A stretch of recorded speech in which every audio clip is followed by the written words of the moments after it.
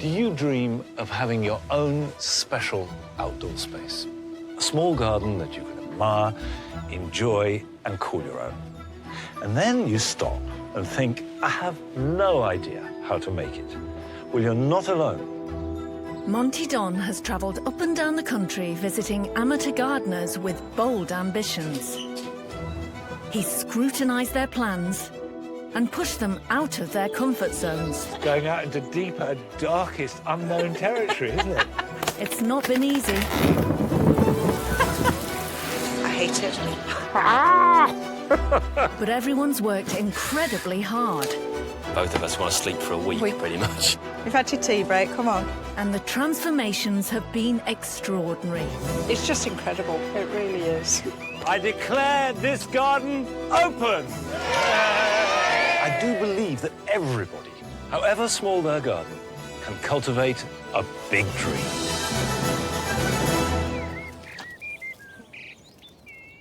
This time, our two gardeners are hoping Monty can bring something special into their lives. Yeah, nice to meet you. One dreams of enchantment. It's really giving it kind of the fairy grotto.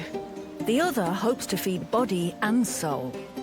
I want it to be a working allotment, but also somewhere where I can open a cold beer at the end of a hard day's digging. Both are tackling big dreams on their own. You've planted a big tree, and not many people ever do that. And are in need of Monty's guiding but firm hand. How many hard days digging have you done so far? Because it's pretty overgrown.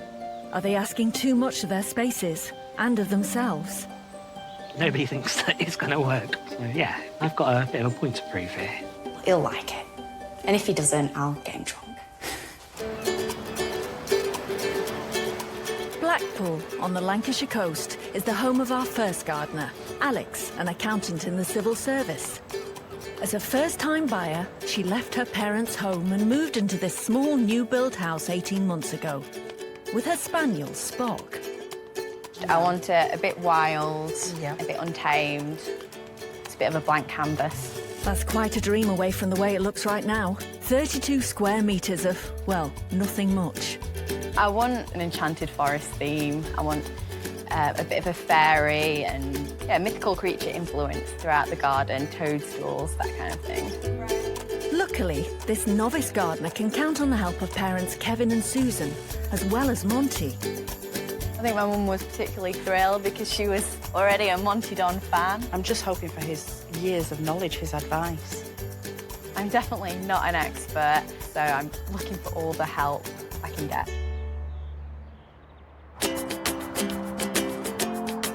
Our second space is in the heart of Bristol. It's a bit of a wilderness, recently taken over by Ross, who dreams of his very own allotment. At the moment, the plot needs a lot of TLC. It's overgrown and it needs digging. Ross is keen to make it productive, but with no experience of growing edibles, he doesn't know where to begin. I mean, I come up here a couple of times a week and then I just end up kind of staring at the ground for half an hour going, what am I doing? Ross has had other reasons for feeling despondent. Well, 6 months ago, I lost my job, broke up with my partner I was living with, and found myself without anywhere to live. Since then, the good news is Ross has found work and somewhere to live. But there is one drawback. It doesn't have a garden. I want to grow my own vegetables and also somewhere to relax at the end of the day, which is all part of the kind of rebuilding process. His friend Sarah is ready to help. She's sure that if Ross got down to work here, it will be the next stage in putting his life together again. Nature is a great healer. It grounds you. And so I think that Ross's whole healing process will be really getting to grips with the allotment. There's a lot at stake. So can Monty help Ross achieve his life-affirming dream? Yeah, I think it'll be great fun having Monty up here. Yeah, he's a legend, isn't he? It's the very end of spring. With the start of the summer season on its way, it's a perfect time to begin a garden project. Monty's making his first visit to the seaside resort of Blackpool to see what he can do to help Alex create her dream garden. I'm sure whatever he has to say, he'll be very polite about. Yeah, I'm sure he will. It's an evolving garden. We're open to discussion, open to different opinions. So Oh, who's that at the door?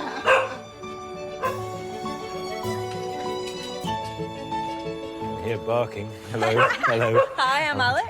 Hello. Hello, I'm Susan. Would you like to come in? Love to. And who's that? That is Spock. Right, come on, Spock. It's me you're barking at. Spock! Spock, come on! Alex, Susan and Spock can't wait to show him the tiny back garden. At the moment, it's a new-built classic, only 4 metres by 8, laid with turf, a plain fence, a small paved area, and an array of random plant pots. Right.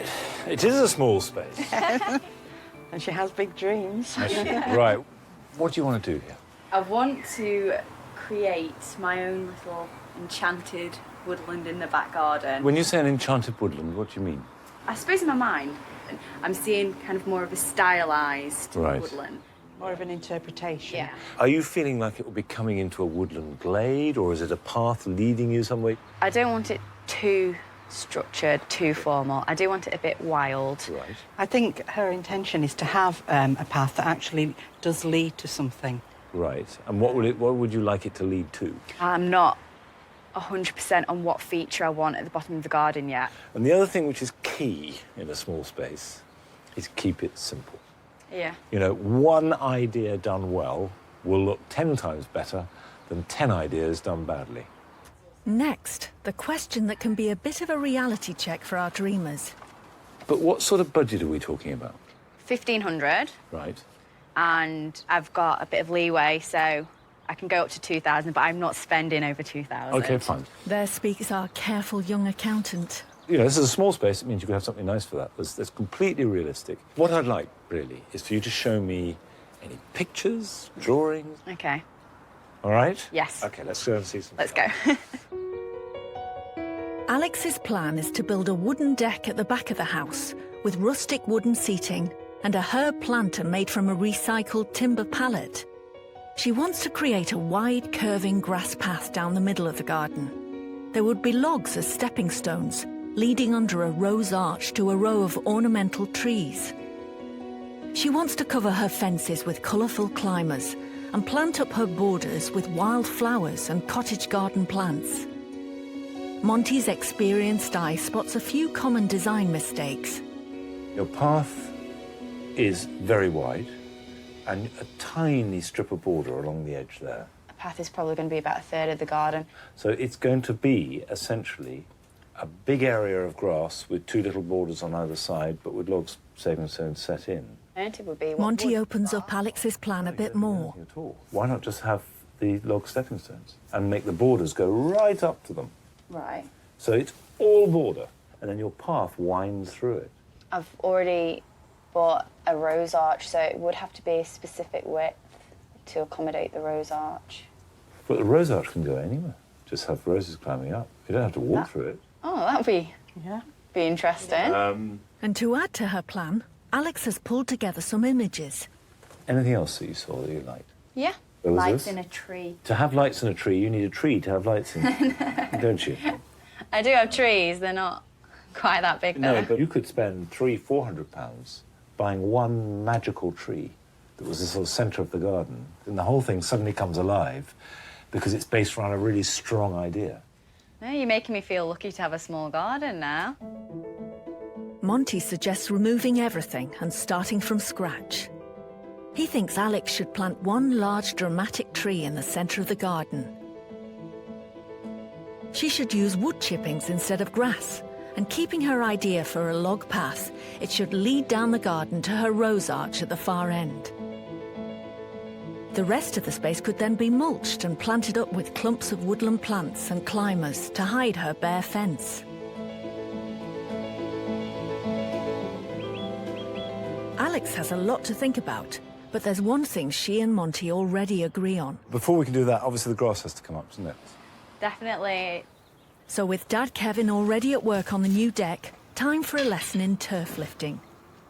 Well, the easiest way to take up turf is to cut it in strips. Right. And you can get under it. Try and slide under if you can. If you can, what you do is you lift a bit like that, say, like that, and you've got a turf out. And you could pick up the rest of you could come home from work every day and do half an hour turf lifting. I think I'd rather be at work for an extra half an hour. And with the groundworks well underway, Monty leaves Alex and her family with a few big ideas to mull over. It is more dramatic than what I was originally planning, so I am a little bit nervous about that.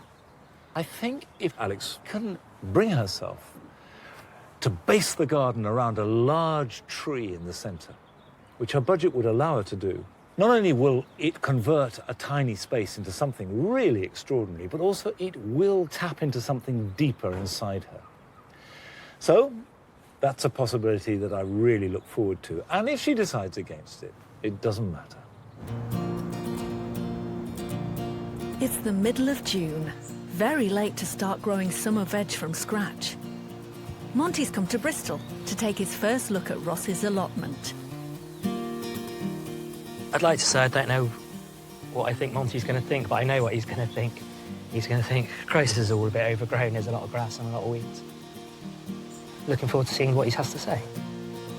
Monty's intrigued by this challenge too. Ross, very nice to meet you, Monty. Yeah, nice to meet you. So is this your plot? Mine is the second half. Okay, fine. Yeah. Ross's allotment is what's known as a half plot. It's about 25 metres long and 7 metres wide and comes with a rickety old shed and a couple of plum trees. Despite having no previous gardening experience, Ross has already tried planting some potatoes, a few herbs and some strawberries. Why an allotment? I want it to be a working allotment, but also function as a garden, somewhere where I can sit in my shed, listen to the cricket, maybe open a cold beer at the end of a hard day's digging. How many hard days digging have you done so far? Because without putting too fine a point on it, it's pretty overgrown, Ross. It is, yeah. I'm going to blame the weather. Okay, fine. It's been- All gardeners can blame the weather. Yeah. But to make this work at all and to make it pleasurable, you've got to get on top of it. Yeah. With Ross left in no doubt about the work ahead, Monty moves on to the detail. He needs to know more about Ross's dreams for his project. What do you want to grow? Your standards, you know, your potatoes, your carrots, your onions. Something a little bit more interesting that I've never tried before. I see you've got some strawberries here, which is lovely and great. The trouble is, they're infested with weeds. You've got a nice, healthy sage in here. Pick that. You know, that's lovely. Smell Yeah, it that. smells lovely, yeah, yeah. fantastic. Beautiful. Yeah, incredible. Unfortunately, again, weeds running through it. The tour ends with a look at a project very close to Ross's heart, the old shed. I think it is solvable, it's fixable. In fact, so I can pimp up a little bit and this can be my place. I'm thinking like perhaps a little veranda. Okay, I admire your optimism. I was going to say I've seen worse, but actually no, I haven't. With a derelict shed to renovate and the place overrun with weeds, Monty is worried about Ross's commitment. Next, the thorny issue of funds. My budget is ad hoc. It's kind of as it goes. 50 quid? 100 to 200. Okay, fine. Over the... That's reasonable. Yeah. That's not at all unreasonable. It's going to be a very steep learning curve. Yeah. I'm a quick learner. So let's have a look at your plans. Got any drawings, any ideas, any Yeah, inspiration? back in the shed. Okay, Yeah. Monty's beginning to see that Ross's dream is going to need careful management if he's to stand any chance of pulling it off. Okay, so I have done some plans. Gosh, that's a good plan. It's not ridiculously ambitious. Ross has studied town and country planning to a very high level and has drawn up a clear and thorough design. He hopes to plant fruit trees on the far border and build 4 raised vegetable beds for growing potatoes, carrots, onions, and 4 smaller ones for herbs and strawberries. He'll repair the old shed as best he can and extend it with a veranda with a roof and a bar. Beside the veranda, he wants to create a barbecue and picnic area. And at the rear of the shed, he plans to make a compost bin. Monty's eye is immediately drawn to the shed. Shed veranda extension. Yeah. It's salvageable, I swear. Well, I'm really trying to work out if we're dealing with utterly noble, admirable ambition or sheer delusion. Probably a bit of both, isn't it? The plan looks impressive, but there's a vital element missing. The compost heap is round the back. Yes. How are you getting to your compost heap? The reason why I'm being a bit pernickety about this Okay. is that paths and access are really important. Sure, okay. Always. And you're going to be going to the compost heap a lot. Yeah, okay. So it needs to be a good path, one Got that it. you can get to and make it accessible. I think this is a good plan. The overarching problem is getting on top of the weeds. Yeah. Monty is clear that the all-pervasive infestation of weeds cannot be overlooked, and he makes the radical suggestion that Ross should cover the far end of the plot with weed-suppressant membrane. He should forget about his 4 larger beds for now and concentrate this year's efforts on half the area. Next, Ross should put down bark chippings for the paths and build a larger compost bin. And as for the shed, Monty would replace it with a brand new one. Well, Ross, you may not be an expert gardener, but you do a nice plan. I'm quite chuffed that you like my plan. All those years studying town planning paid off. It's great. But Monty's approval comes with a warning. Ross has to get rid of all those weeds, and he's keen to get on with that right away. You've got to get the roots out. Okay. And it does almost mean sifting through it like this. And look, those are bindweed roots there. Sure. And sometimes you come across them as a great ball of spaghetti. Okay. You see the plants growing up. So if this broke off, that is effectively a rooted cutting, Okay. and that will grow into a nice, strong plant. Needs to go. It needs to go. Once the pair have wrestled with the weeds in one patch, Monty is ready to teach Ross how to prepare a veg patch correctly. So the first thing you do is you mark out a trench. So you draw a line across the area, and that's quite a reasonable amount. When you're digging, always use a spade, never a fork. Okay. That's a spit, okay? The length of the spade is a spit. Right. So a trench is normally a spit wide and a spit deep, Okay. okay? So you just go down the full spit, let the spade do the work, and then use your feet. So you push down like that. And I'm breaking the soil up, you're seeing all sorts of... And if you see any weeds as you go along, take them out. Right, now you need some compost or manure. Just add some slightly on the edge, like that. And you're just adding a bit to help the structure, and then you start the next trench. And the next trench fills in the first one. That one, sure, okay. So it goes along like this. I think I got it. It's time for Ross to give it a go. And for extra encouragement, Monty offers him a special privilege. Oh, I'm going to do something which I've never, in 25 years, let happen before. You can use my spade. Oh, my God. Go on. And systematically work across. Sure. And you'll hit a rhythm. Sure. You know, it'll feel comfortable. How does it feel working the soil? Because in the end, that's what gardening is more than anything else. Yeah, I think I'd be comfortable if there wasn't people, if you weren't here. Fine. You've inherited lovely soil on the allotment. Good to know. It's now pretty much weed-free. You know, if you can't grow vegetables in this, you can't grow veg. Monty's time is Right, yeah, nearly no, it up, makes total but sense. Ross isn't going to let Britain's top gardener leave without picking his brain one more time. And when do you think we can start putting stuff in the ground? Over the next week or so, can sow French beans, both dwarf and climbing. You can sow some sweet corn direct. You can sow courgettes direct. Well, it's started, hasn't it? It started, Ross. That's all that matters. Despite the huge task Ross is facing, Monty has left him feeling optimistic. I was a bit nervous to start with because you've got the king of gardening coming to look at your plot, which quite frankly was in a bit of a mess. When I came here this morning, I knew that Ross had absolutely no gardening experience, never had an allotment, he had no money, and that he expected to grow lots and lots of vegetables this year. And that was a very, very tall order because it's quite late on in the season. However, do you know, I think it's possible. The soil is good, it's not too big, he's got a really good plan. I think he could pull it off. It's going to be challenging, but it's going to be good. Yeah, it's going to be fun.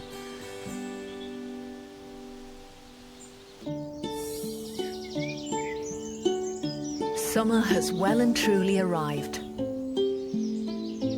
Alex is uncertain about Monty's suggestion of a big statement tree at the heart of her woodland garden. So he sent her to Hooker Hall, a stately home near the Cumbrian coast, belonging to generations of the Cavendish family.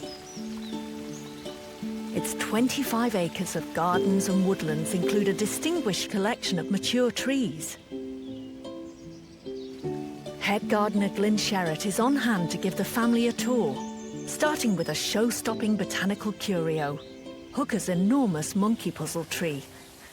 Monkey puzzles were very popular in the Victorian period in front gardens. So this one's probably about 150 years old. They will get vast eventually if you leave them for long enough. They are magnificent in the right setting, though. Absolutely. In a garden this scale, they work. And that's, you've sort of hit the nail on the head there, really, is that you should always be thinking of what's appropriate for your garden. I don't think I'm going to be able to fit that in the back of the car on the way home.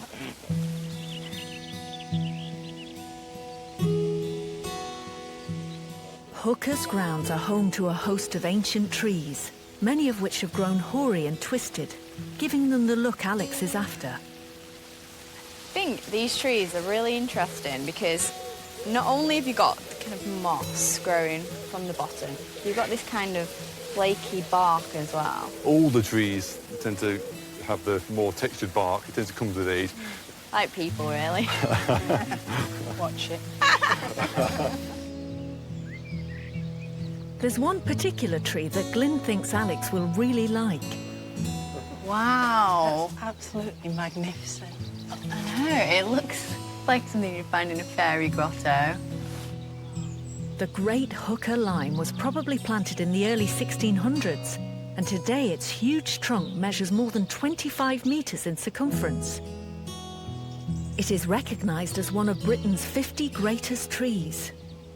How old do you think this tree is then? Given the size, it's probably about 600 years old. You can imagine all the things that live in it. There's probably owls, birds nesting, that sort of, I think there's a few bees' nests probably, and it's just everything. It's like a hotel for wildlife. With its hollow trunk, craggy bark and huge canopy, this ancient tree represents everything Monty envisaged for Alex's fairy tale space. The older they get, the more enchanted they become. You can just imagine fairies and all sorts living. Yeah, perfect. Tucked away, yeah. Elves. Yeah. I think it's gorgeous. I think all the branches trailing down, it's really giving it kind of the fairy grotto vibe. You tried hugging it, Alex? I think my arms will stretch. Do it in sections. Like, Yeah. By the end of the visit, Alex has seen some of the most remarkable trees. But how does that translate into her dream for her own tiny back garden? I think the trees I saw today were more of what I had in mind. They were trees that I didn't really think I could just pop into my backyard because it's taken years for them to get that way. Well, I think they gave you the vision that you could scale that down. Yeah, they did. And perhaps make a smaller version of what you've seen. Yeah.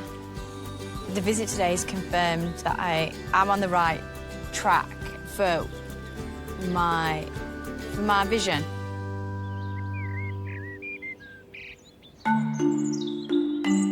The inspirational visit has made Alex keen to get going. So back in Blackpool, she makes a start on her layout.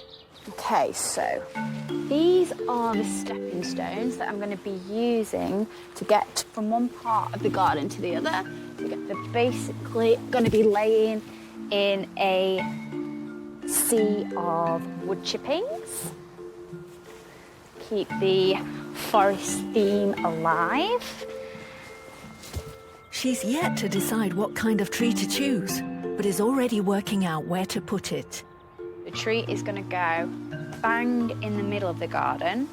The stepping stones are going to go round the tree. It'll definitely be showpiece. So far, so good. But deciding exactly what sort of tree to choose is still a bit daunting.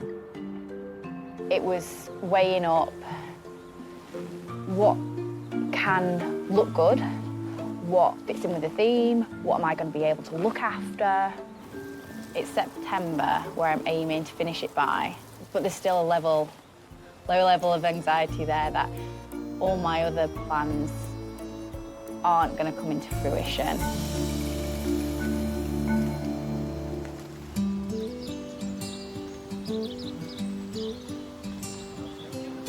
To show Ross that creating an allotment is not all hard work, Monty has suggested a visit to Wellesbourne allotments in Warwickshire to see what can be achieved, and on a very low budget.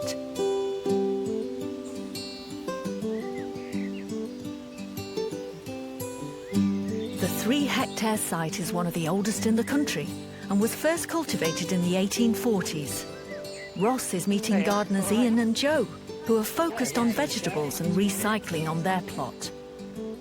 So this is it? This is the plot? This is it. This is our plot. Yeah. We've got from the road. Yeah. And then it goes all the way up to just beyond our shed. Okay. So it's a half plot. Half a plot. Looks like you're growing quite a bit. Yeah, we've not got a bad variety. Sure, okay. So, we can give you a guided tour and can't show wait. you around. Yeah, inspire me. We'll certainly do our best. First stop is to have a look at Ian and Joe's top tip for creating the cheapest of raised beds. Instead of spending money on making conventional raised beds, Ian and Joe simply use the biggest cast-off containers they can find. Raised beds. We managed to get some empty pots at the tip. Okay, great. So 3 for £1, these massive pots. Good and news. then the other 3 was an old dustbin that we cut into a barrel. bits. Okay. It's in a barrel, and I just cut it up into 3. Upcycling is, it's what my allotment's all about. Oh, Yeah. well, there you go. Music to my ears. It's amazing what you can do with these things. I think part of it is actually seeing the potential in things. Yeah. And then the other great recycled project is the shed. I can't wait to see your shed. Yeah, I've heard big things. Oh, he's very proud of his shed. He's very proud of his shed. Excellent. Well, should we tootle on? Yeah, great, yeah. Let's have a look. Excellent. Although Monty thought Ross's shed was beyond repair, Ross is determined to bring it back to life. So the majority of the materials came from a pet shop, which was closing down. Right. And I got some vegetable racking Okay. and shelving. And the galvanised shelving I've bolted together, and the shelving actually forms the frame of the shed. What you've got here with the seating next to your shed is exactly what I want, really. It's somewhere that you can relax at the end of the day. Yeah, I mean, just this week we were sitting up here with a bottle of fizzy for my birthday. Perfect, yeah. Just brilliant to hear, because my budget is pretty much just about 0. Having shown Ross 2 money-saving ways of making his dream a reality, Ian introduces the all-important element of encouraging wildlife into the plot. We actually put frog spawn in there, and obviously got frogs, but there's also newts in there, so quite where the newts have come from, we don't know. Yeah, well, if you build it, they will come. Yeah, we've created the habitat, and now they're here, which is really nice. I mean, I've got a little area at the back of behind my shed where I can't really do much with it, so I am thinking now, perhaps a little pond might be suitable, just for a little bit of wildlife, and build a little bug hotel and just have a little wildlife area going on. Obviously, I've never done this before, super daunting, but it's kind of given me a bit of hope that I might actually be able to do this.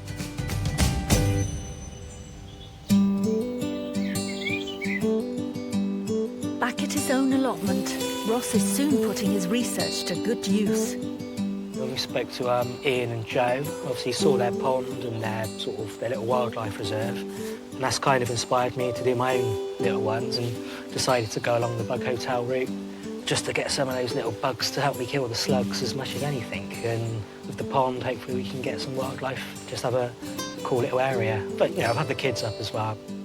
And as a sign that Ross is now beginning to enjoy this adventure, he's invited some young visitors to join in.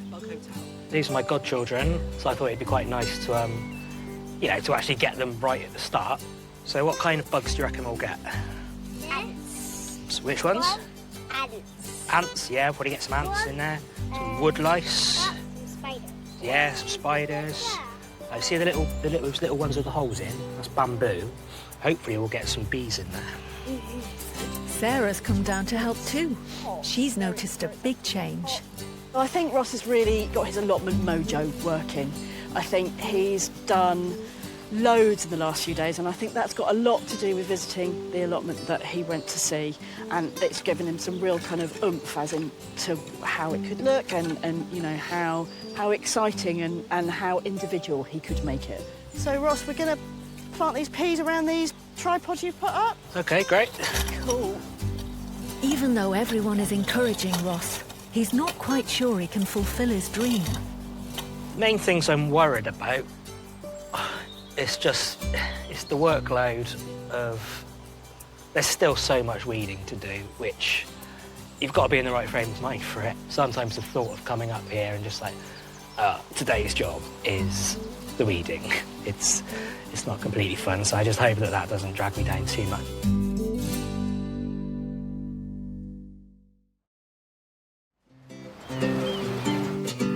Back in Blackpool, Alex now has to make that big decision. Monty suggested that her fairytale garden should have a large tree as a central feature. She's seen some very old ones at Hooker and done some further research. Now it's time to take the plunge and just go shopping. Hi, John. Good afternoon. She's got an idea, and now she's come to Maple Tree Farm, a nursery nearby in Preston, to find out whether this would be the right choice. I think what I've liked the look of is a weeping willow. I think it's a gorgeous looking tree. The nursery's owner, John, takes her through the maze of trees on show. Here we are, weeping willow, Salix chrysocoma. Very, very attractive tree. Very, very lovely when they're young like this, and very, very lovely when they've grown into a big tree if they're in a very big garden area, especially near a pond or a lake. See, my garden theme is a bit of an enchanted woodland, and I just think something like this would have looked perfect in it, really. It's gorgeous. But John has reservations about Alex's choice for her particular garden. They, unfortunately, don't stay like this. They grow very, very quickly. Oh no, what a shame, it's gorgeous. Yeah, it is. I have my heart set on a weeping willow. Yeah, it's lovely. Alex is naturally disappointed, so John comes up with what he thinks might work better for her. We've got weeping birch behind you here. Oh yeah. This is much more of a garden-sized tree. The foliage is that little bit different, but it's in the eye of the beholder. It might be the more practical option, but it just doesn't really have the impact of the weeping willow. Since this will be the focal point of Alex's dream garden, it must be just right. It's not hitting the mark, is it? No. No. Well, there's all manner of other trees here. Okay, can we see some of the ones that blossom in the spring? Indeed. This time, John has no hesitation in recommending something he thinks will fit the bill perfectly. This is a very, very nice flowering tree. This is Malus mochum, crabapple. And the tree is absolutely laden with blossom in the spring. So it's a very, very beautiful tree.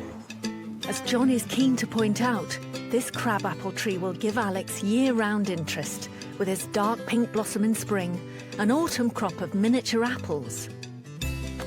So it does something for the majority of the year then? It's a tree that's quite suited to a smallish garden. I really like this one. You like this one? Yeah. Right? Oh, well, yeah, so... I think we might have a winner. Box her up. Thanks for your There help, you are. John. OK, yeah.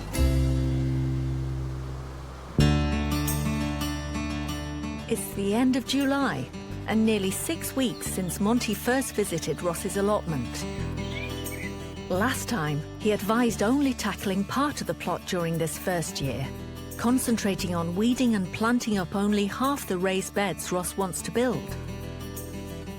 Now Monty's back, and keen to see if Ross has been sticking to the plan. There are two things that I'm looking for today. The first would apply to any allotment holder, which is to manage your expectations. Last time Monty was here, he kind of agreed to focus on just half of the plot. I've done more than that, I've done 2/3 of the plot. And we've got stuff in the ground now. The second thing is that this allotment for Ross is all part of rebuilding his life, of getting things under control and creating a foundation upon which he can move forward. We had like a bit of a mini heatwave last week. I was up here pretty much every day, doing my digging, getting a bit of a sweat on, and then afterwards cracked open a cider. It went straight to my head. It was really enjoyable. It's exactly what I want from this garden. Monty. With help from his friend Sarah, Ross hopes to surprise his mentor. Hi. Monty, how you doing? I'm fine, and I'm delighted to see progress. Progress. It looks a little bit almost like an allotment. Has it been hard work? Yeah. I mean, I'm having to come up every couple of days to stay on top of the weed. Right. And so you've been guiding him, sir? I have. There's been lots of very interesting text messages of, can I just ask you a question? Yeah. Time for an inspection. Crops are growing. So radishes. Radishes, and they've really come up well. Yeah, and some herbs in my little buckets, which were just lying around the plot. But the big question is, has Ross limited his expectations? One of the things that I think I remember saying to you, is not to try and do it all in one go. Yeah, it's less daunting. I can see progress happening because I'm sticking to the plan. Good. Now, what would you like me to mentor you with today while I'm here? OK, so if we take a look at the compost heap. It's always a good place to start. That. Lead on. As Monty advised, Ross has made his compost bins with more than one compartment. Well, it's good. It's a really good start, this. Pallets make great compost heaps. And that's your composting material. Yeah, I mean, I've been chucking everything in there. Monty believes that, like this, Ross can have his own homemade way of enriching his soil. But there are rules to making good compost, and a quick look soon shows Monty that these haven't been followed. You can add anything that has lived, but I wouldn't add any cooked food, any meat, or any fats. Right. Because that would just attract rats. OK. But you can add an old jersey, a woolen one, your hair, if you have a haircut, kitchen waste, anything like that. Chop it up, mix it up, and then finally you want a good balance between brown and green. And the brown are woody stems, dry stuff, whereas actually the things like the grass and fresh leaves are green. OK. Green high in nitrogen, brown high in carbon, and you want a balance between the two. Kind of makes sense, so... Kind of makes sense. That's damning with the faintest of praise. Listen, this is a lifetime's experience I'm handing on to you. I'm the king of compost. It totally makes sense. OK, so let's get that out. We'll break it up as best we can. There's no hiding from the expert. Monty can tell Ross hasn't got the mix right or done enough preparation to help it break down properly. Right, if I open it like that, can you see how that this is actually as dry as a bone? OK. And it's not composting at all. Right, OK. And if you put things in there, break them up, increase the surface area, the more of that you can do, the better. But there are some things that are never going to work. It's no good burying a rose in a compost heap. I was hoping you wouldn't spot that one. I think it's going to compost. Yeah. If you can't shred them, don't add them to the compost heap.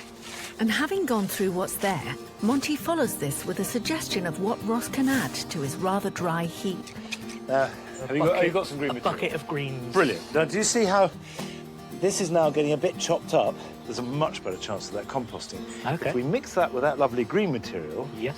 And then if you chop this up a bit, like that, and mix it a bit, mix that up in there, and already you can see literally green and brown, which is a pretty good guide to go with. That will compost. OK, great. And if you feel it, it's light. There's air in there. Right. It shouldn't be heavy on the fork or in your hands. OK. The other thing is if you've got a lot of dry material and you can't do anything about it, water it. OK. Wet it. Right, OK. And that will dramatically help. You know, mix it all up so it's nice and loose and aerated, and that stands a fighting chance of making compost. Start cooking. Yeah. You're on the road to compost. Excellent, brilliant, thank you for that. It's nearly time for Monty to leave, but before he goes, he has a few final words of encouragement. Keep the impetus going. Yeah. And remember, if you go to the trouble of clearing a piece of ground with a new allotment, the worst thing you can do is leave it empty. Yeah. Because the weeds will come back. Right. I'm coming back in a few weeks' time to help you again. Yeah.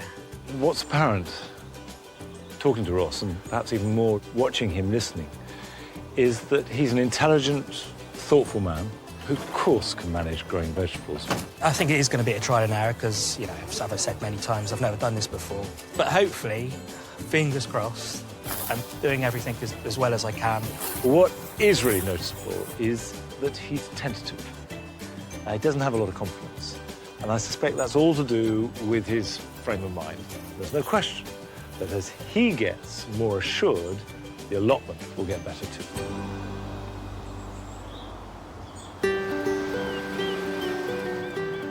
The summer is reaching its height as Monty heads back to Blackpool.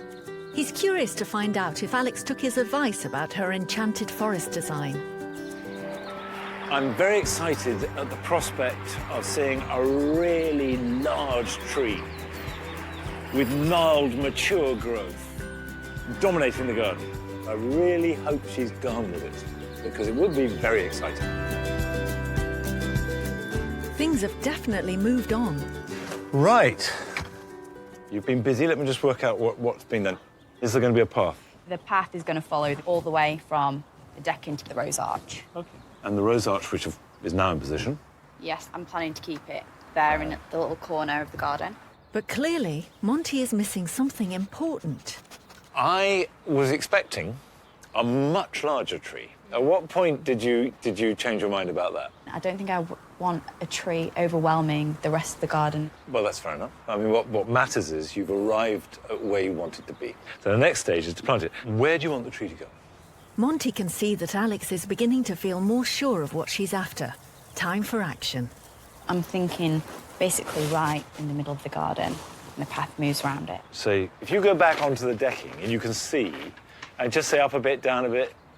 See, I was going to move it further to my left, your right. Okay.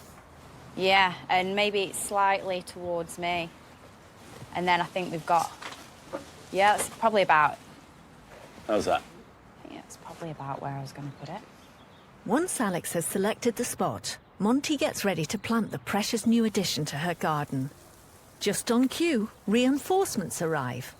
Right, Dad's here to help. Very, very pleased to see you.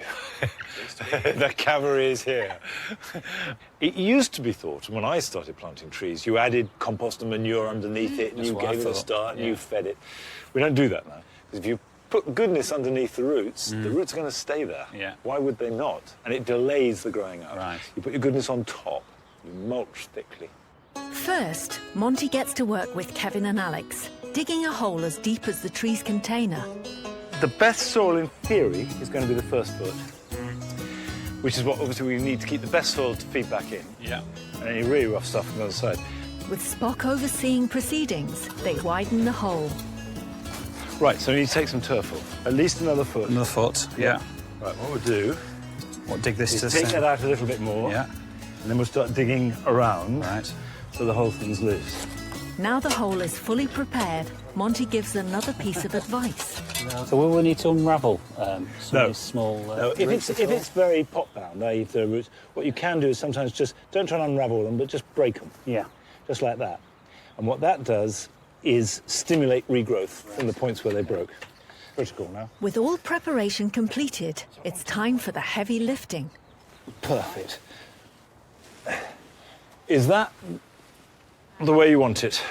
OK, if you slightly twist it towards you, Monty. That way, OK, to your left. To my left, yeah, clockwise then. Yep. OK, we'll come around again. Yeah, that side is higher, so that's going to work over a path. Yeah, I'm happy with the look of it. So, what we'll do is we will water it. Yeah. When the water's completely soaked in, right, then we'll mulch it. Otherwise, the mulch can absorb the moisture. Right. You planted a big tree. Not many people ever do that. The garden has moved on, but there's still a lot to do to create Alex's dream.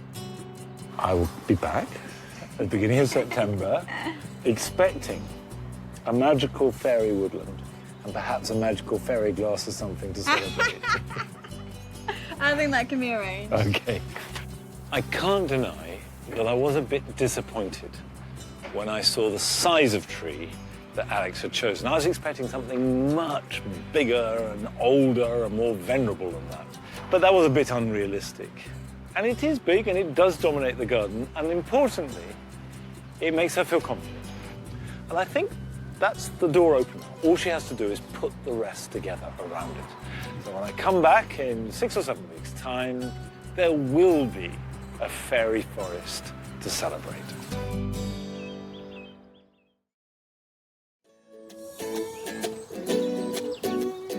August has arrived, and it won't be long before Monty returns for his final visits to both our dreamers. In Bristol, Ross has got round to tackling that rickety shack, determined to convert it into a pub shed. And with growing confidence, he wants to impress his mentor. I've promised Monty that this shed's going to look pretty awesome. And it will. Hopefully. Once homeless, jobless and suffering from low self-esteem, the progress he's made in his allotment matches his newfound enthusiasm and energy. Since Monty was last here, Obviously, the big change is wood chip and the paths and a little bit of order to the plot. We're on the home stretch now. It's not long before Monty will be back up here for the last time. It's a bit to do, but I know what I'm doing now, so it's not quite as daunting as it would have been a month or so ago. With the shed far from becoming the dream pub, he'll be working right up to the wire.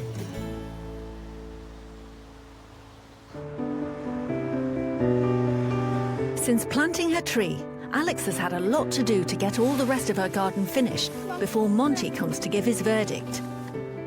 Okay, so this is one of the last jobs I'm doing before Monty's arrival, and it's just planting the last trough. What do you think, Spot? Yeah? Is that job well done? The garden I've ended up with, it's so much better than my original dream. I'm glad I ended up with a new and improved version. I think the garden is quite representative of the person who lives here. For Alex, the big day has finally dawned. With squally weather forecast, her nerves are somewhat jumpy.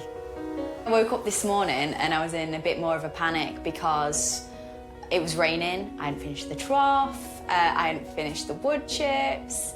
But now, the sun is shining brightly over Blackpool, Monty's on his way, everything's done. I even managed to have an outfit change, so I'm quite confident.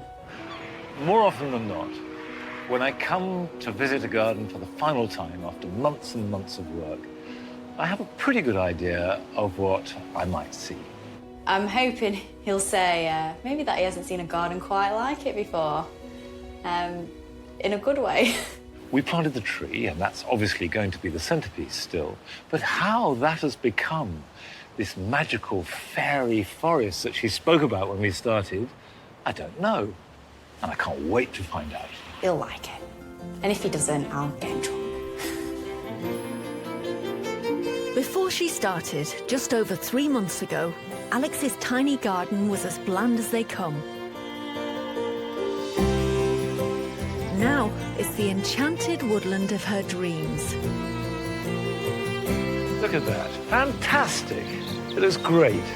Project completed. What you've done a huge amount is transformed it. A winding path leads visitors down the garden, past Alex's carefully chosen crabapple tree, which will produce year-round interest, from delicate blossom to miniature fruit.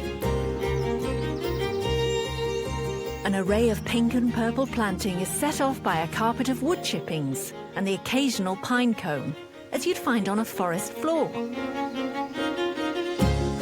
The path leads to a fairy arbour, complete with bench, where Alex can sit and enjoy a wishing well, fashioned from a log. Branches, fence and arbour are festooned with lighting, which turns the garden into a mysterious grotto when darkness falls. I love the way that you've packed so much in, but it doesn't look cluttered. The path leads you on, you want to go round it, and this small space feels like part of something much bigger. Yeah. I really like the colour scheme. I think it works very well. It feels rich and full. It is. It's the purples on one side and the pinks on the other. And I love the details. I like the way you strategically place the fir cones who look as though they just happen to be there. You noticed that then? Yeah, and the stepping stones, the stepping logs, work well. Alex has peopled her grotto with 1 or 2 inhabitants, thanks to her trips to the local car boot sales. Oh, there's a gargoyle. Are the others here? Yeah, he's got a friend hiding away in the garden. But has Alex managed to stick to her budget? Just remind me what the original budget was. The original budget was 1,500, which I was willing to bump up to 2,000. Right. And considering I'm an accountant, I really should have a specific figure for you. Yeah. But I don't. I am impressed that an accountant has no idea how much they spend. Never mind the money. Has it all been worth it? Does this matched your expectations? Oh, it's more than matched them. It's exceeded my expectations. Yeah, I think it's turned out brilliantly.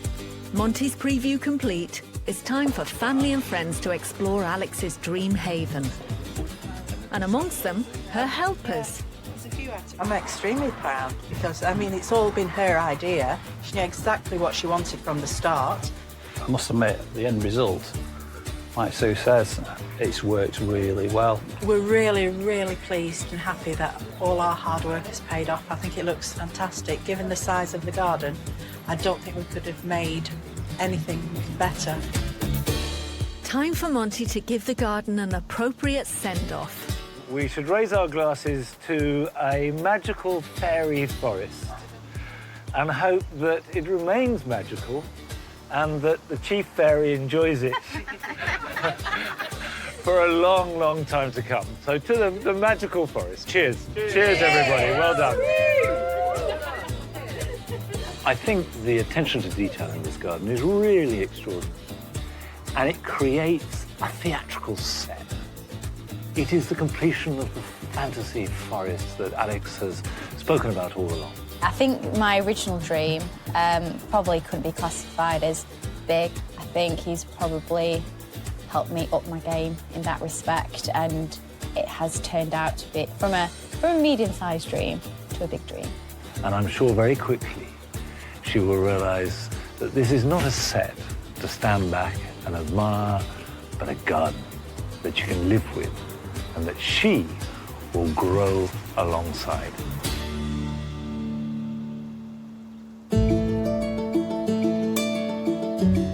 It's the day of Monty's final visit to the allotment in Bristol. Has Ross kept up with his work schedule?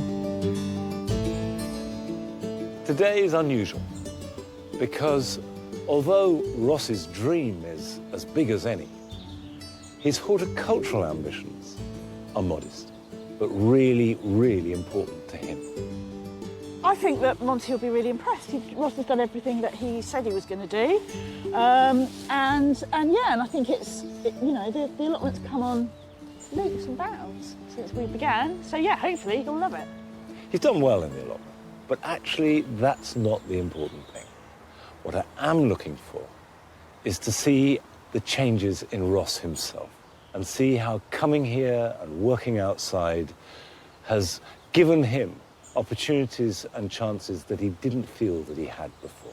It's been really useful having Monty's little visits. It's been extra useful as kind of a motivator, really. You never finish an allotment, but I think, I feel fairly proud of myself. It's nearly 4 months since Monty first visited. Then it was a weed-infested and neglected plot, crying out for some TLC. Ross has worked a miracle, transforming his allotment into both an orderly, productive space and a place to relax and entertain. Ross. Hi, how's it going? It's going very well with me, but it seems to be going even better with you. The garden is looking great. Almost the entire plot has been thoroughly weeded, and nearly all the beds Ross originally planned are now bursting with healthy crops of vegetables and herbs. The paths have been clearly marked out and surfaced with wood chip, and a substantial compost bin is ready to recycle all the waste the allotment will generate. A quirky bug hotel and colourful scarecrow give Ross's domain a touch of individuality, and a picnic area beneath the old plum tree invites relaxation. But nothing signals Ross's dream more than his revamped pub shed. He's put it back together and repainted it, as well as adding the promised bar and veranda. Look at this, glorious. Welcome to the Ross and Crown. The Ross and Crown. Yeah. My little pub shed. I like the way that your immaculate drawing has become this characterful, slightly wonky. Yeah, it's wonky, but it's allotment. Everything's supposed to be wonky in allotment. Quite right. And your bar stool is exactly the right spirit. It's got like the reeds for the roof, so it gives it like a kind of a beach bar vibe as well. Yeah, and a bar. Brilliant. Yeah. Absolutely perfect. So the important thing is you said you were going to do it, and you did it. Yeah. That's the key. No allotment should be without its own pub. But even more importantly, no allotment should be without a good display of veg. And walking up, I'm struck by a glorious charge. Yeah, we've had some squashes as well. Have you been eating? Yeah, we've had, and we had loads of peas. Good. Quite nice munching up here as well, you know, like just walking around and just helping yourself, and yeah, it's cool. So you have an allotment? Yes. That's working. And in terms of budget, how much have you spent? Probably about 100 quid. Yeah. And I've got a patio table out of that, all this wood. That patio table's very nice too. Yeah. So 100 quid Yeah. has created an allotment, Yeah. mended a shed, Yeah. and actually also, although not on a huge scale, got going the rhythm of providing some food. And herbs, of course. What herbs have you got? You've got some chives there. We've got some mint. And basil seems to be surviving. Yeah? Yeah, and we've got some more chives. So. Before Ross's friends and family turn up to celebrate his achievement, there's something else Monty has to check out. Yeah, so what can I get you? I think because we're in Bristol... Yeah, have a cider. We should have a cider. Thank you very much. That looks fantastic. Sarah, what can I get you? This is also the moment to find out whether the project has fulfilled Ross's dream in more ways than one. And how are you feeling? How strong are you? Yeah, this has done me a world of good. I mean, yeah, it really, really has. Why do you think that gardening is so effective in helping out with stresses and strains and mental problems and physical problems too? There's the sense of pride, you know, when you sit back, you look at a piece of work that you've done, going, oh, I've done that, and you can feel that you've done it in your whole body. You kind of get like a real sense of kind of satisfaction. Yeah. It's one of the best things I've ever done, I think. Really? Yeah. I had a really positive experience, yeah. Oh, I'm so pleased. That's good. This is charming. This is the nicest pub I've been to for ages. Thank you very much. Time to open the whole allotment for business. Ross's friends are turning up to mark the occasion. Oh, look, visitors. Right, visitors. Visitors. Hey, nice to see you again. See you again. Yeah, good to see you again. Before Ross came, it was obviously just brambles and there wasn't very much going on, and I used to think, oh, at least mine doesn't look as bad as that one. Now I really need to up my game because this is so beautiful, and it's got a patio and a bar and darts and all that sort of stuff, so I need to come a bit more and get planting a bit more often. Maybe the focus and having something to do is helping him with that, and he's not going into a dark zone. So yeah, I think this has helped him a hell of a lot. He's got more of a kick to him. He's full of confidence. He knows where he's going, what he wants to do. With a thumbs up from his friends, it's time to open the proceedings. Yeah, so thanks for coming, everybody. This is my allotment. Feel free to have a look around, and I'll start pouring some drinks at the bar. Okay. Along with admiring Ross's hard work, everyone can enjoy the official opening of the Ross and Crown. Well done. Job done, Monty slips away without disturbing the party. When I took on this allotment, I have to admit that it was on a little bit of a whim. And I've never gardened before. I've never really enjoyed kind of manual labour. But, I just wanted to kind of see if I could do it. I think the allotment is looking great. It's already given him some crops, but there will be more next year. And that's what's happening with Ross too. And what this allotment has grown over above anything that he's putting on his table is hope. And that is wonderful. It's been so positive in so many ways. I would recommend it to anybody.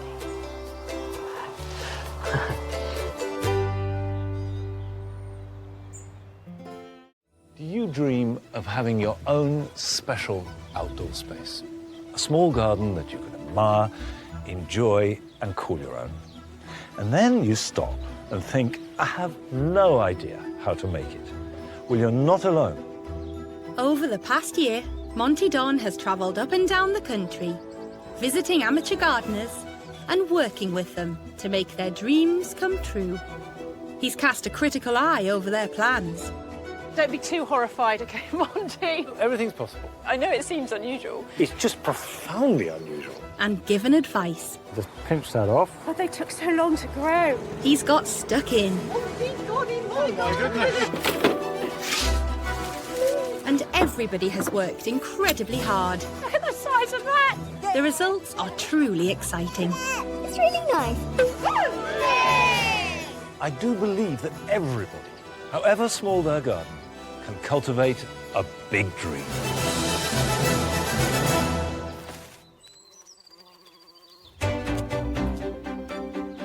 This time, Monty is meeting two completely different amateur gardeners. Both have great ambitions. Yes, there are dozens of things I have on my list.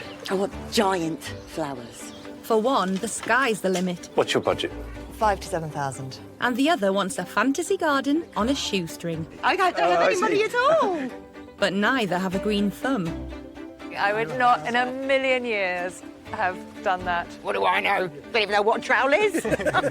Can Monty Don help make their dreams a reality?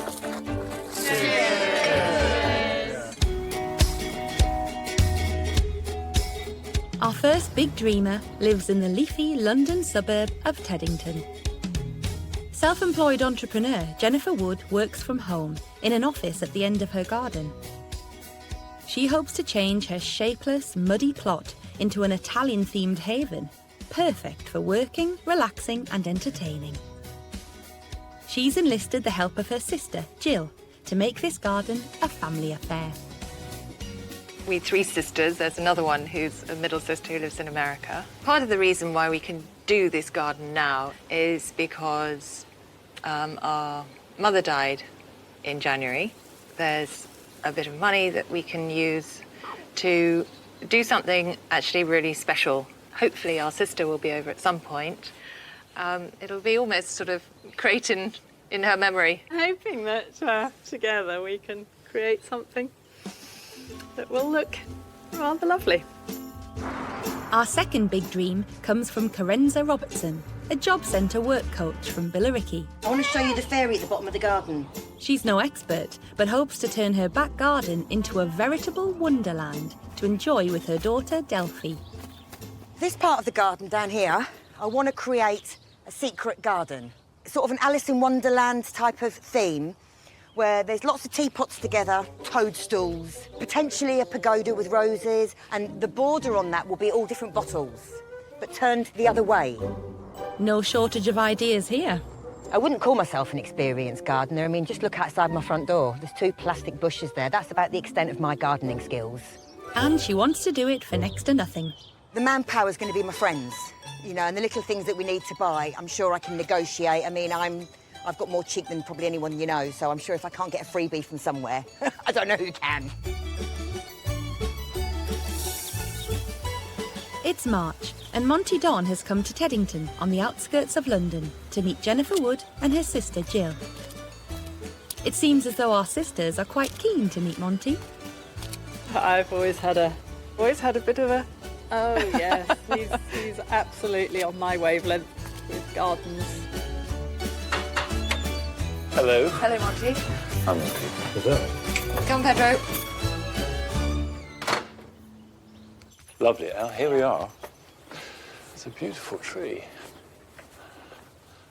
The question I always ask people is, what do you want from the garden? Because a small garden can't give you everything. I know I want an Italian, Mediterranean-inspired garden. I would really like to have 2 separate places with different atmosphere.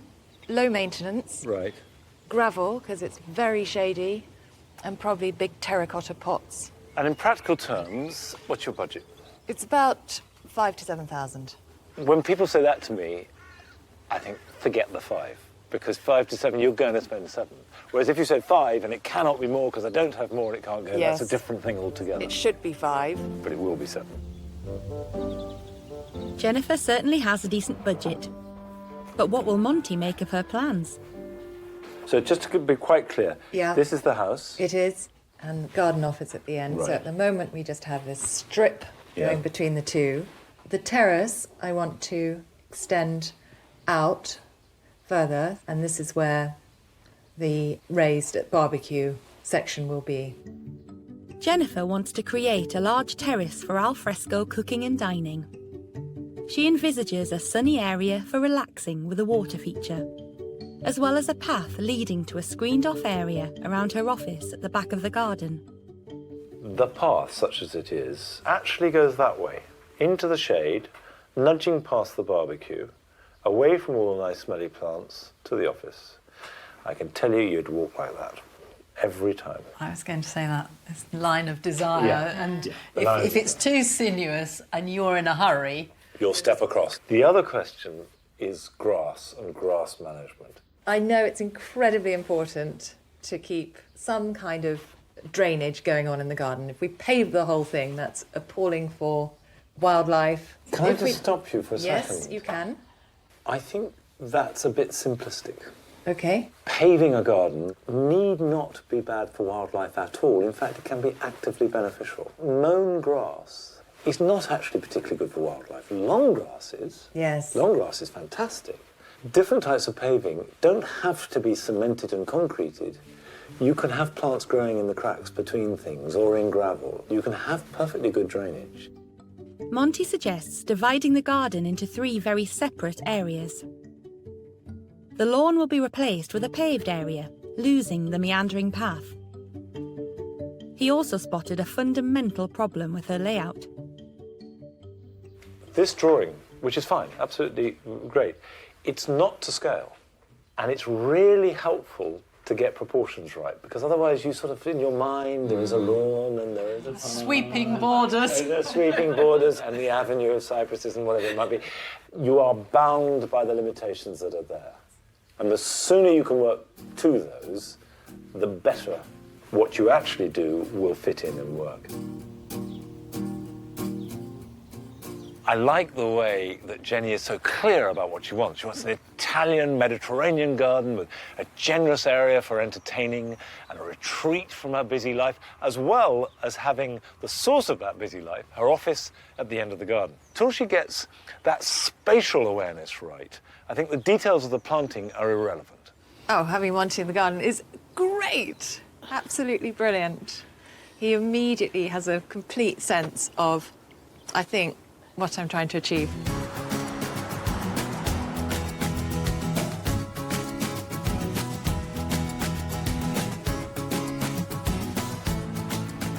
Putting visions of the Mediterranean to one side, Monty heads to Billericay to meet Carenza, who's brought in a friend for support. This is Chris, this is Monty. Hi. Hello, nice to meet you. So is Chris going to help you? Yes, Chris is going to help, aren't you, Chris? I am. Yes, been roped in to help make the plans come to life. So what are your plans? Well, I've always been a fan of Alice in Wonderland. Right. I wanted to turn it into like a secret garden, a fantasy garden, through the rabbit hole. Why now? Why haven't you done it before? Well, my daughter, she's turning 4 this year. She's starting school. Yeah. And it's her birthday in August. So it's got to be ready by then? It's got to be ready by August. And what's your budget? There really isn't a budget. Sky's the limit. No, I don't have any money. Oh, I see, no money. I don't have any money at all. You don't have an unlimited budget, you just... No, I don't have any money. And will you take over the whole garden or just part of the garden? I'm doing the whole garden. With no money? No money. No knowledge? No knowledge. No experience? No experience. Well, what the hell? That's why she called me. Despite claiming to have no budget, Carenza tells Monty she has £500 to spend on the project. But how will her plans wash with Britain's favourite garden expert? The Alice in Wonderland sort of effect. We have a giant love heart flower bed, the chessboard feature. And then this is Delphi's play area, is it? This is going to be all Delphi's area here. Right. And then this will all be planted up in the middle? Yes. Got topsy-turvy planters? Yes. Recycled bottles? Mixed wildflowers, cornflowers, poppies. Are these plants that you've always known and loved, or are you coming to them new? I'm coming to them new. Have you ever had any interest in gardening? Last year, I had a tomato plant and it grew, I got 5 tomatoes off it. And I felt quite positive that, you know, this is something I can take forward. So Carenza's quirky scheme includes a chessboard patio, a heart-shaped lawn and planting beds. There's a path to a willow tunnel, along with all manner of Alice in Wonderland themed ornaments. The one thing that strikes me about this is you've got 2 things going on here, and they're not mutually compatible. One is a growing love of plants, an excitement about them. And 2 is a desire to create an extraordinary and rather wonderful stage set for your daughter's birthday on August the 10th. You need to decide what's more important. Are you making a garden for the future that will get better and better and change, or are you making a stage set for August the 10th? A bit of both. I thought you might say that. Have you planned the work, or is it just going to happen when it happens? It's going to happen, like everything in my life. It just happens. OK, you're all catered for. You don't need me. Yes, we we do. Well, I will come back when you think you're ready to start planting. Give me a bell. Yep. I'll roll my sleeves up and we'll start doing it. It's fun. Okay, great. Can't wait.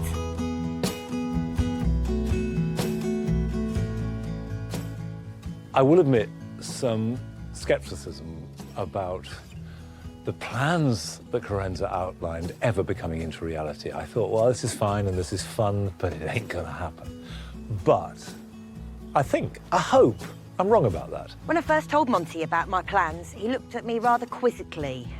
But I think that, yes, I think I've got him on board, and he seemed to enjoy the idea of the heart-shaped flower beds and the upcycling and recycling and salvaging that's all going to be part of the project.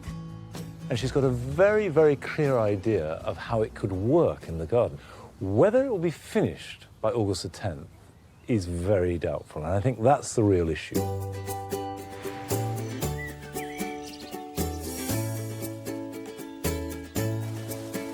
In the weeks that follow, Carenza gets the wheels turning, enlisting some free help from Chris and another pal, Lawrence. They start by carving out the garden path and patio area.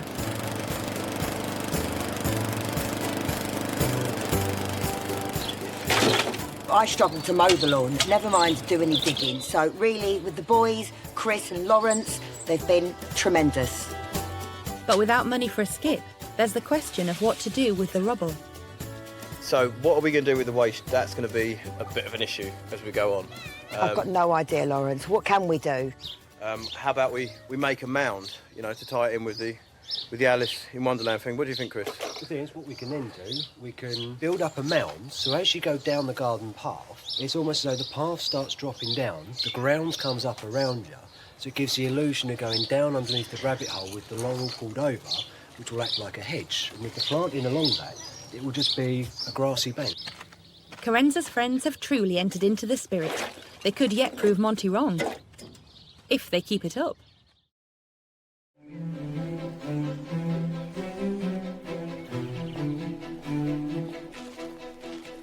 With summer rapidly approaching, Monty has decided to send Jennifer and Jill to the stunning garden of Iford Manor in Wiltshire. How are you? So, I gather you're in Italian garden mode, is that right? Very much so. Come here for inspiration. Maybe we should go have a look at the upper terraces. Perfect. Great. Lovely.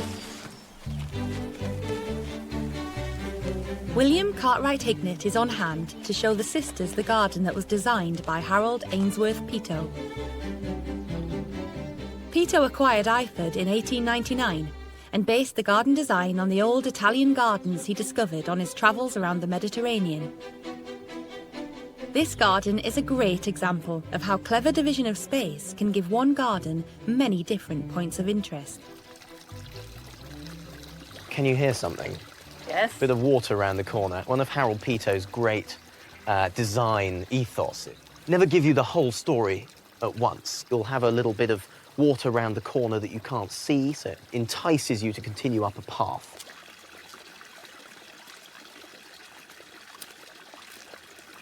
The sound of this fountain is really beautiful, It's very deep, isn't it, the sound? That's partly to do with the depth of water. If you pour water from a lower height, it's much higher. It doesn't get the velocity, and we find here that this gives this lovely deep texture to the sound. It does, really soothing. What I find so inspiring about this section of garden particularly is the scale. It is, it's very human. It's actually very approachable. We're what, 10 metres long? Yeah. From inside the lodger to the end of the pond. I mean, anyone with a reasonable sized garden can create this sort of thing. It's a patio with a water element, beautiful planting which helps to soften the edges of the structure. It's a perfectly sort of intimate space to just sit here with a cup of coffee in the morning. It's the sort of the total Italian experience. It is, yeah, just what I want. Perfect.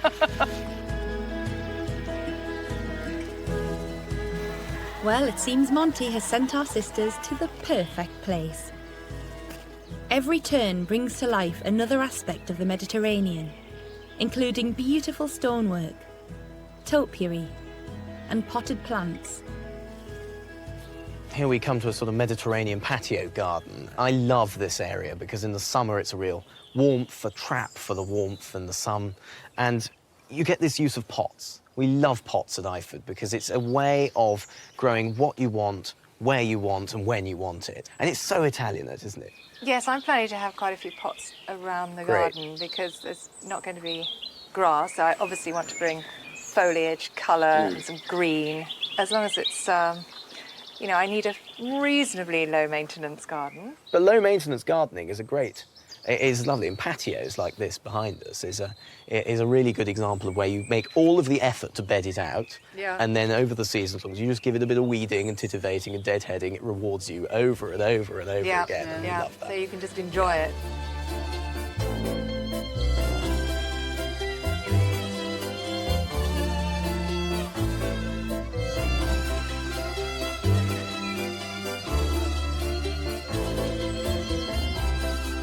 As the day drifts away, the sisters seem reluctant to leave.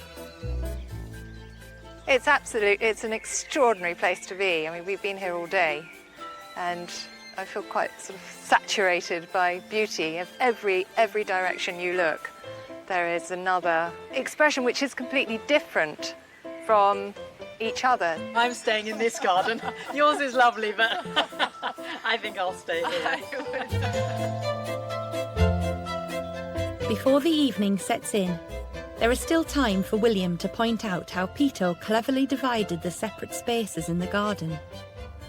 So often at Iford, you see a space which is kind of blocked off or interrupted, you might say. And I think something which is quite counterintuitive is that it is precisely that action of blocking which creates the impression of space.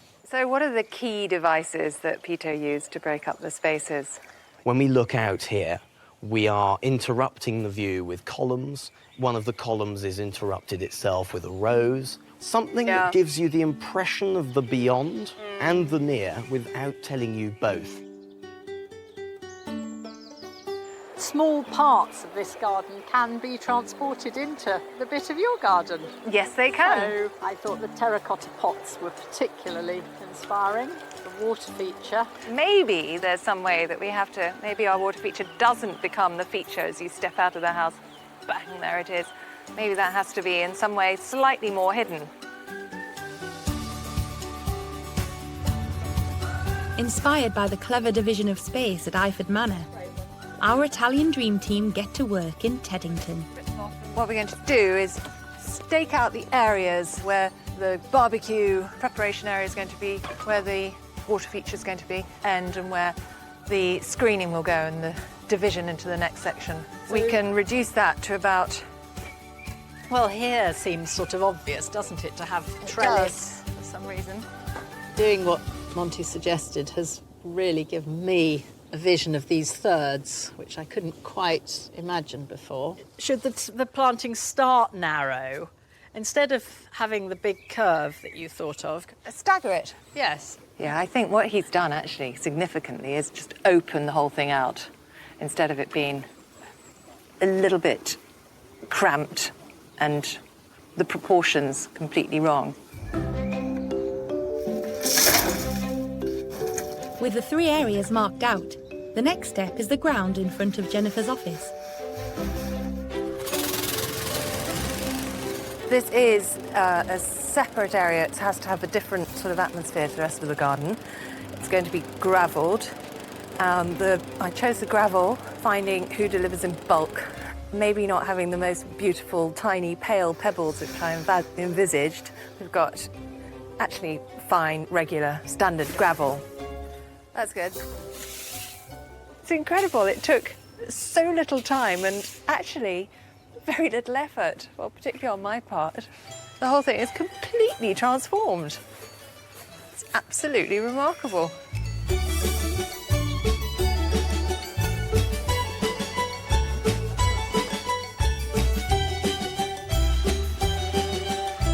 Meanwhile, Monty has sent Carenza and Chris to Wadston Manor to see some rather spectacular raised bedding. The gardens here were created by Baron Ferdinand de Rothschild in the late 1800s, and today still retain a sense of 19th century wonder and magic. Head gardener Paul Farnell is on hand to explain more. Wow, This is absolutely phenomenal. Never seen anything like this before, Paul. This is what we're actually famous for. This is seasonal bedding. Give you some tips and let you know how to go about thinking about bedding and creating a bedding scheme. I think this could really work in my garden. Carenza's clearly tickled. But she's going to need some more tips if she stands any chance of recreating bedding like this at home. Oh, this is just amazing! In my garden, I was thinking about a heart-shaped flower bed. And, I mean, I wouldn't have a clue where to start, so, I mean, you know, what can you suggest? Well, where are you going to have your heart-shaped flower bed? Is it in an established bed or is it going to be in turf? I think at the moment it's going to be in the turf. Well, then you've got to draw it out first to start with, and what I suggest is that you actually mark it out in sand, because if you get it wrong, you can always rub it out and then mark it out again. That's a really good idea. Before you start cutting the turf. So if I had my way, I'd just be plonking them in willy-nilly. I mean, is that the way you do it? Well, you've got to give them a little bit of space. Rule of thumb for something like a begonia is probably about 3/4 of a trowel. A couple of inches? No, you were talking about 6 inches for 3/4. 3/4. What do I know? Don't even know what a trowel is. So Paul gives our novice gardener a lesson about growing begonias. They prefer sunny spots, but will also be happy in partial shade. They can be grown indoors in pots from seed. This should be done in October. He also suggests an alternative, pansies, which like similar conditions and come in a wide range of colours. So, how would I maintain something like this? Well, it's fairly easy. You've just got to keep an eye on deadheading, because you've got to deadhead plants regularly. Deadheads, yeah. Yeah. Can you show me how you do that? Absolutely. It's not rocket science. All right. Oh, it is for me. You just get down and just nip off the... Oh, right, OK. Nip off the... Sometimes, if you want it to be pedantic, you take something like that off, because it's almost on its way over. out, isn't it? And we see we've got a brand new one there underneath coming along. Oh, I think I can manage that. That's marvellous, then. Well, you're one step closer to Wonderland, Carenza. And Wadston still has another treat in store that takes raised bedding to the next level.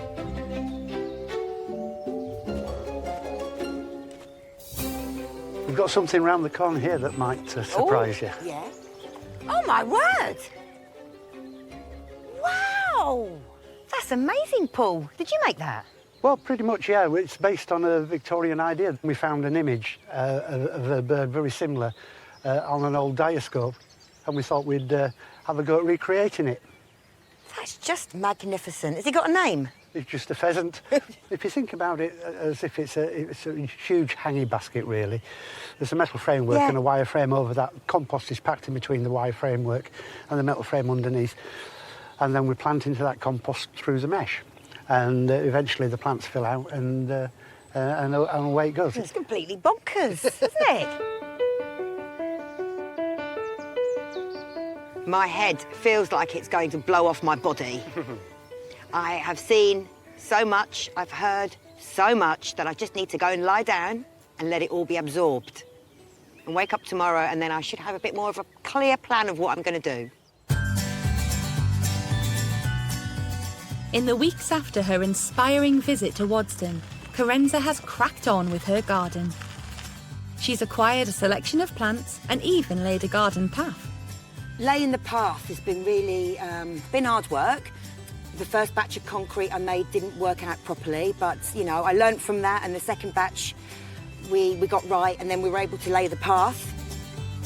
Carenza set out to create a chessboard patio, a heart-shaped lawn and planting beds, and a path leading to a willow tunnel, along with all manner of Alice in Wonderland ornaments, all on her modest budget of £500.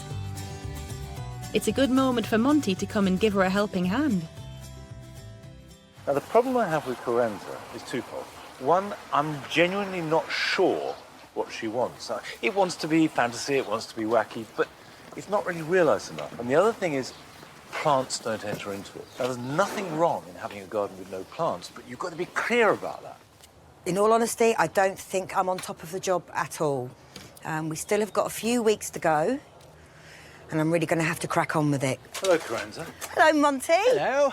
So you got a path in? Yep. I can't wait to show you the path. Right. It starts off perfect. Right. The further down the garden we get, it starts to break away into chaos, which is my favourite word, chaos. You've been very generous with the cement. When you get to the edges here, you won't be able to plant up to the edge of the path, will you? Right. It seems that Monty is not as impressed as Carenza had hoped, and he's struggling to get his head around her approach to gardening. Now, what I don't quite understand is where the grass is now. Yeah. What surface is that? Are these borders? Are they? I don't know. You don't know. I actually, the way that this garden has happened, it's kind of been split-second decisions. But it seems to be working. The way I'm operating this whole garden, it seems to be working. Monty isn't convinced. Time for a serious chat. The truth is, Carenza, you are quite a chaotic person. You got that right. And this has the makings of quite a chaotic garden. And there are two things we have to do. One is steer you in such a way as it actually gets made. Because I could see in 4 months' time, it wouldn't look very different to this. Okay. Two, we should celebrate your chaos. You wanted a fantasy garden. You wanted Alice in Wonderland. It should be wacky, and it should be yours. So if we start with that mound, if I take up the turf, that's number one. It's not going to be a rockery per se, because a rockery, you need more stone, and there's too much soil underneath it. But we can have rocks in there, and also it can be what you want. It can be wacky. It can break every rule in the book. It doesn't matter. That's what I'm good at, breaking all the rules. Pep talk over, now on with the job. Time to turn this mound of earth into a garden feature. The next thing is to start thinking about stones and bringing them in. If we get, let's just take this one. So if we put that, and we'll put another one across there. Thank you, Monty. Is that going to work or not? Yes. By placing the rocks together on the face of the mound, Monty is creating pockets for planting. You need to get more soil or compost, pile it up in, so that we draw, the rock looks like it's just been uncovered, rather than sitting on top of it. Yes. And if you sowed a mixture of wildflower seed, because of all the rubble under there, that will be quite poor soil, so therefore the flowers will grow. Okay? Yeah, absolutely. I love the sound of that. We're getting somewhere. We are, finally. Just needed you, back at the helm of the ship. Monty recommends Carenza chooses wildflowers like poppies and cornflowers, as they are an easy, low-maintenance way to add colour. All she has to do is sow seeds between March and May in full sun, and they will flower throughout the summer. In any partially shaded spot, he suggests bluebells or red campion instead. Carenza has bought a selection of plants, including ferns and campanulas, that, as luck would have it, are ideal for the new rock feature. When you're planting up something like this, you want to start with your biggest plants and work around them and work out where they're going to be. And don't plant anything until you're pretty comfortable where you know it wants to be. So your ferns, we could put by the side here as a kind of screen, and this will get bigger. So we could put one there and maybe another one there. Okay. I think the other really important plants are these campanulas, which are absolutely perfect. And they could go, in little pockets like this. Yes. Okay? But this is where your creativity comes in. You can just arrange them so they look good. This is my favourite bit so far. Now I'm actually working with the plants and the flowers. What you need to do is make a hole and then stick it in. And work out where I'm going to put my flowers and my little leeks in between the rockery. An important feature of Carenza's garden is the patio cum chessboard near to the house. Having already made a start, she's hoping Monty can show her what to look out for when planting thyme between the paving. The first thing is, it needs absolute full sunshine. It hates shade. This is a perfect spot then. Good. The second thing it needs is very, very good drainage. Okay. And this, of course, is sand over hardcore, so it should drain really well. And Monty's created the perfect mix, consisting of half subsoil and half sharp sand. A lot of plants won't grow at all well in Right, that, yeah. but thyme will. So we just make a bit of a hole in the middle, And Plant that in there like prise that. it in. And then, with this, just grout round it so the roots have a little bit of goodness, but only a little. And eventually this will expand and grow into the space. Yes. Thyme is ideal for filling gaps between pavers because it doesn't mind being stepped on and it chokes out weeds. Not to mention its fabulous smell. I feel better now than I did when I came this morning, because to be honest, I looked at this garden, and although the path was in place and the patio was going down, it was a bit chaotic. Having Monty here, he's a very calming influence, and he's put into words what I had in my mind. What matters is that she's starting to see this garden as a series of small projects that can then come together to make the bigger garden. And if she can keep that going over the next few months, she might arrive where she wants to be.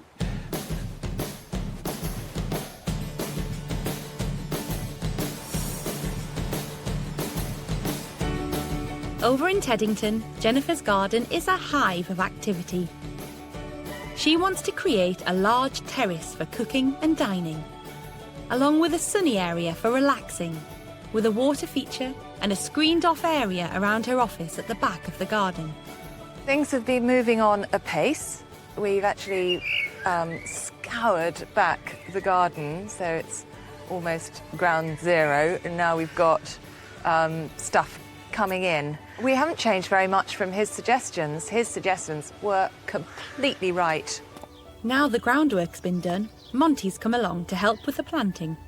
When I left last time, it seemed to me that the really important thing they had to deal with was sorting out the different spaces within the garden and how they were going to use them. So I want to have a look inside.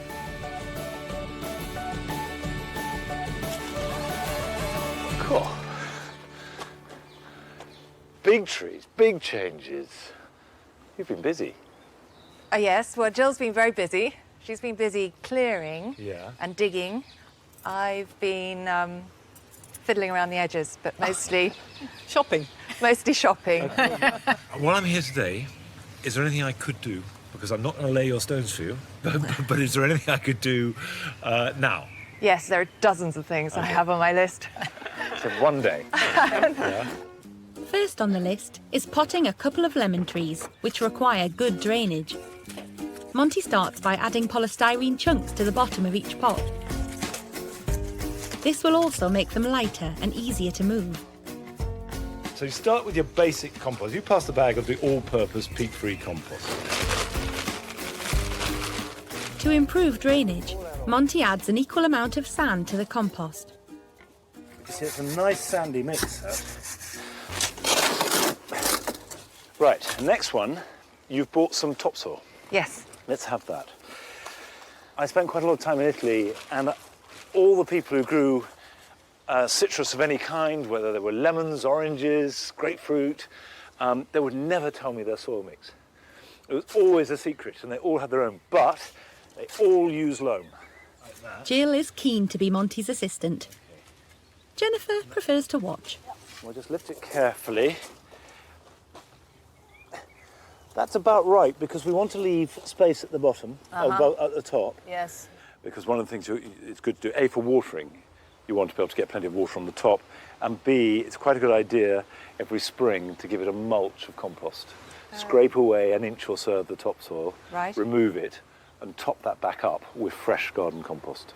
We can just fill around it like this in the pot, which looks a bit odd, but actually has one or two advantages.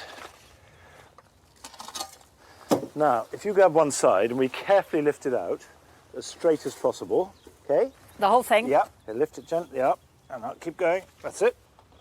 Wow. Now, if we take this out, like that, and just slip it in there. Beautiful. Yeah. The barrow to the pot, rather than the pot to the barrow. Oh, it's brilliant. It feels like this is the beginning of doing the actual gardening. Incredible information.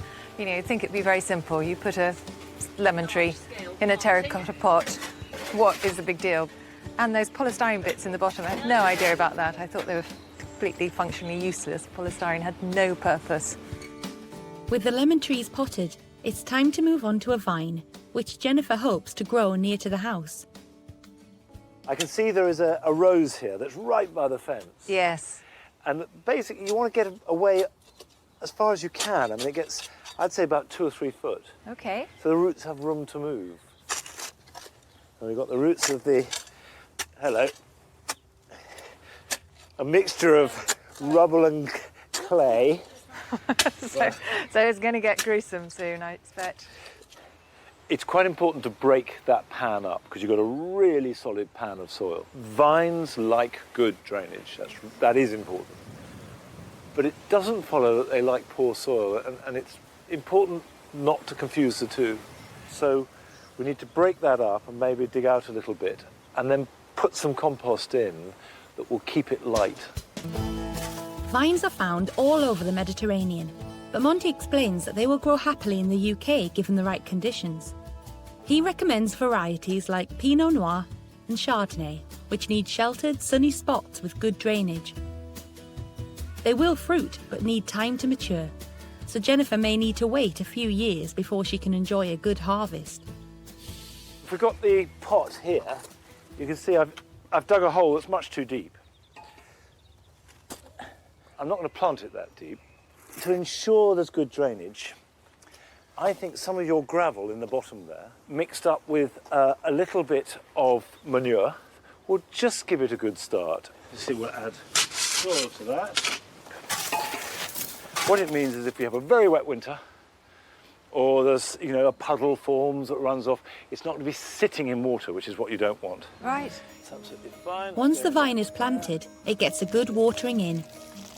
Monty also suggests mulching the soil around the base, as well as adding a top layer of well-rotted manure for some extra nutrients.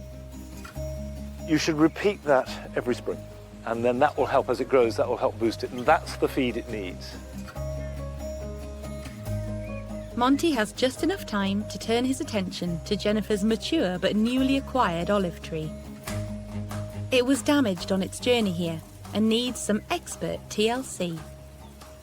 To be honest, I'm quite daunted by this. Because... Wow, yeah, in the sense that of right now being able to go bang, bang, bang, bang, bang, voila, hey presto, there is a beautiful olive. I think it's going to take several years for that to happen. That's off there. That's pretty damaged there, isn't it? It's terribly hard wood. Is it? Much harder than the citrus. Olives grow very slowly, so do not require much pruning. However, Monty recommends removing dead, diseased, or dying branches in late spring or early summer. Be aware that excessive pruning prevents fruiting, as olives grow on the tips of the previous year's growth. Is that starting to take? Yes, it's already looking better. Tell me to stop. Stop! Okay. I would not in a million years have done that. When you finally decide where you want to put it, plant it in a mix very similar to the citrus and the vine. Lots of drainage. No, we haven't done a great deal today. Monty's done most of it. Feels like he's invested in this garden, Yes, doesn't it? yes. Well, Emotionally. I feel he will be back. Jen has got lovely things, you know, the citrus, the various olives, the paving. It's beautiful. Can't wait to see it done. But it doesn't matter what components you have of your garden. It's putting them together that counts.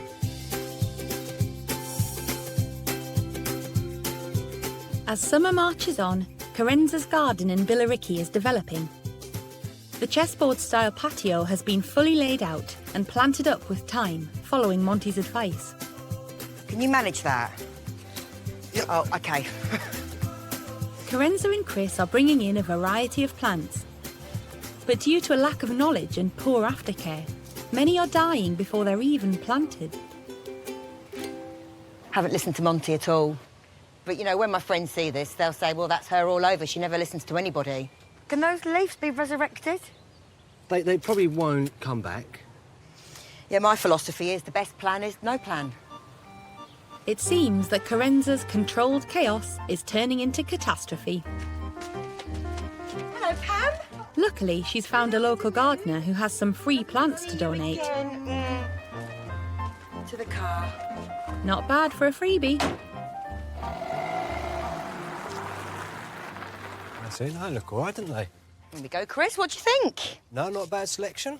In all honesty, I can't wait for this all to be done, and then I can start with my creative flair, you know. It seems since we've started, it's been... Too much like hard work. It has been a lot like hard work.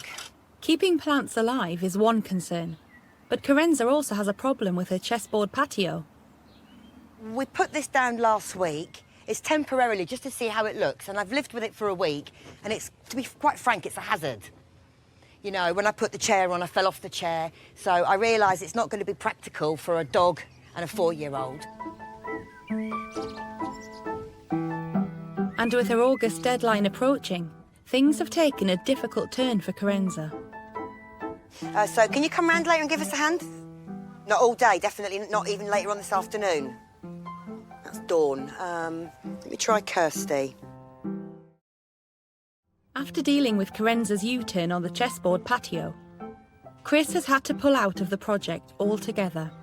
The truth is, I feel quite disappointed that Chris hasn't been able to see the project through to the end. I mean, we're nearly there. I think there's just a couple more weeks left of work. If I can call on a couple of buddies, I reckon we'll be able to get it done. With the clock ticking, Carenza will have to go solo to be ready for Monty's final visit and Delphi's birthday. Let's get your wellies, and we'll get some soil. It has been a struggle, and I did lose a few plants, but I think I didn't realise that I probably should have watered them a lot more than I was, but now I've realised that. I'm watering them every single day now. Just a little bit on the sunflower. A bit chaotic, but Carenza carries on. Drawing on her experience from Waddesdon Manor, she has begun work on a heart-shaped bed of begonias.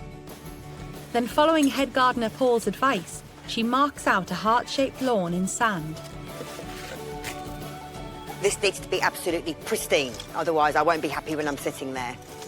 And also, this has been a long time coming, this part. I've really looked forward to this, so that, you know, we can sit on the grass, because for such a long time we've been living on a building site, it feels like. Having come to terms with going it alone, Carenza knuckles down. And I'm hoping when the grass grows a little bit, these lines will disappear. As her lawn takes shape, the question remains, will it all be enough to hit a deadline and impress Monty? I keep thinking there's a lot left to do. But then when I look, I'm saying, OK, well, it's small jobs. So I'm hoping we can get it done for the party in August. Yeah, we'll get it done.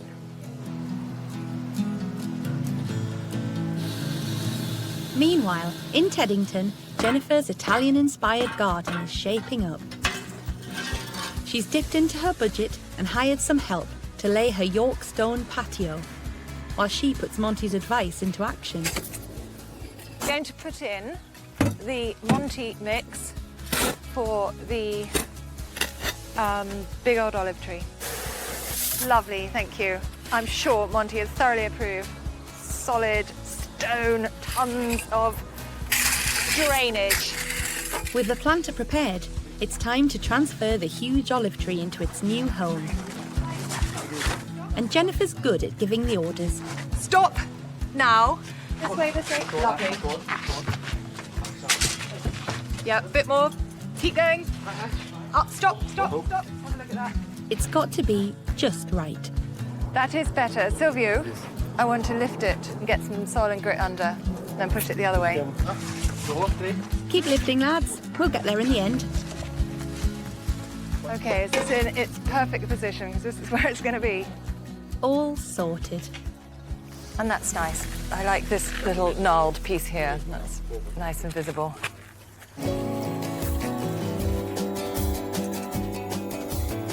Over the next few weeks, the garden fills up with plants, waiting to be placed around Jennifer's new patio. When Monty suggested getting rid of all the grass, extend the whole terrace to make it much more like an Italian courtyard garden, actually, it was the right thing to do. It looks beautiful, and it makes the garden look so much bigger. Exactly as we did for the citrus. Sister number 3, Deborah, has arrived from the States to help Jennifer and Jill create this garden as a tribute to their parents. Should we try rotating it? Yes. Just tell me what to do and I'll do it. And they're filling the space with relics from their old family home. Our mum died at the beginning of the year. This is the first time I've been over since then. And I see so much of my mum in this garden and my dad in this garden. And it's lovely. The first time to come back, you know, without parents, but to have them here together and us all working together has just been sweet. Many hands make light work as the sisters fill up the garden with oleanders, box balls and verbena. We're on a slightly tight timeline, aren't we? Very, very tight timeline. 2 I'm weeks. completely confident it'll all come together at the end. It's August, and in Billericay, it's time for a tea party. But with Monty on his way, the Great British Summer is a washout. Last minute priorities would be to get a giant hairdryer and dry the garden. There's a couple of things I need to put on the wall. I need to get a tea party ready, but it's a bit difficult. Because everything's going to get wet and the paper plates aren't really going to work, are they? I hope when Monty sees it, his eyes pop out of his head. Because I tried to explain to him on several occasions my dream, my vision, and it was very difficult when I'm just trying to verbally explain it, you know. I wasn't following the plans that I'd written down, and it was hard for him to envisage what I was talking about. Madam, put your towel on! So I hope when he comes here today, he realises that even though half the time he thought I was talking nonsense, there was actually a method behind my madness. This is the garden of all of them that I least know what to expect. What was apparent from my last visit was that if Carenza was to achieve anything like her dream, she needed to focus. And without that focus, I do fear that her fantasy garden will remain just that, a fantasy. 5 months ago, Carenza's garden was messy and unkempt, and very far from being Wonderland. Now she's transformed it into a fairy tale space, complete with a heart-shaped lawn and flower bed, a meandering path that leads to a secret garden, and all manner of quirky touches, inspired by Lewis Carroll's classic book, Alice in Wonderland.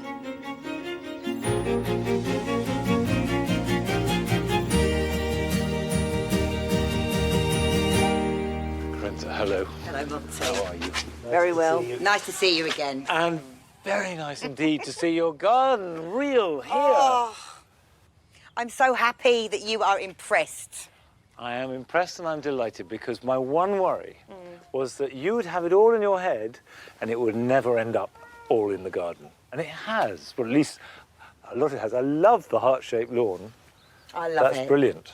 Now talk me through what you've done since I last came. In fact, this terrace was starting, but you were going to have time, weren't you? Or what happened with that? Unfortunately, it wasn't practical, so I had to basically pull it all up and do it again. I did keep a bit of the creeping time, but just in the 4 corners. It's perfect for us now. She can ride her scooter up and down and... Good. Is that, I can't quite see it, a heart-shaped raised bed behind it, is that right? Yes, begonias. Has it worked out as you thought? Because it's not exactly as you planned, is it? This is so far removed from the original plan, but this is exactly how I would have wanted it on the budget I had. Remind me what your budget was. £500. And how much have you spent? 565. Right. So that's all right, isn't That's all right, that's fine. You've got enough for, you know, a pot of tea and a cupcake. And one of the things that worried me was that the garden would get lost. And I know that gardens have to be planned and structured. And that what surprises me most is that it's happened at all. You got it done. You did it. You said you were going to do it. You said you were going to do it by a certain time, and you have. And I think that's fantastic. Thank you. Well, Wonderland wouldn't be Wonderland without a Mad Hatter's tea party. Mwah. Can you Go. That's falling down. Mwah. Well done. Thank you, Lawrence. Well, I think I'd just like to acknowledge the fact that I think this is glorious. And you should be proud of that fact. And what's particularly glorious is I know it's been tricky. Hard work. And you've done it. You've achieved it. So I think fantastic, well done. And nothing could be nicer than a silly cake, which is good. So bless you, well done. Thank you, Monty. I would clap you, but it would cause a mess.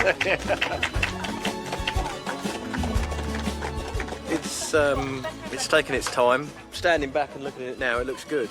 It's a garden, it's an evolution, it's gonna get better. There was a couple of times when I thought I just wanted to give up. Painful, laborious, people were letting me down. But you know what? I kept going. It's completely transformed and it looks great. Well done. For everything. That's a pleasure. There's still lots to do in that garden. It's not finished, and it's all part of a process that might take years to come to fruition. But that doesn't matter. What Carenza has achieved with very limited resources, and when she started almost no knowledge at all, not only of gardens or plants or how to go about it, I think is incredible. I hoped Monty would be as pleased with my creation as I was. And when I saw his face, he genuinely looked like he just couldn't believe it. I think the fact that he thought I wouldn't achieve this, and I got that feeling from him, I wanted to prove him wrong. I wanted to show Monty, this is what I can do, and I've done it.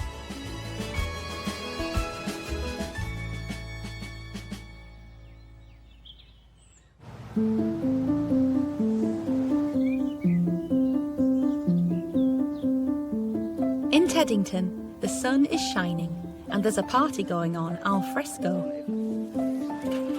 Well, we've worked very hard on this garden, so I really, really hope he likes it, of course, but also it exceeds his expectations. I hope that he thinks that we've used his ideas effectively. Monty is on his way to find out if Jennifer and Jill have managed to make an Italian dream a reality. There's no question that Jen and Jill set themselves a very ambitious task. A lot to do in really quite a short time. Now, they're very competent, and I'm sure they will have done most of it, but the crucial thing is, have they transferred the work and the efficiency and the knowledge into making a personal garden, a space that has meaning for them and which will grow and become more established as time passes by. When Monty arrived 5 months ago, Jennifer's garden was an unused, muddy strip with her office at the bottom. Now it has all the feeling of being in the Mediterranean. From the patio, complete with a beautiful area for entertaining, to a dedicated space for cooking, surrounded by stunning planting, including an ancient olive tree, lemon trees, and a healthy-looking vine. There's even the soothing sound of trickling water as a final touch for this new dream garden.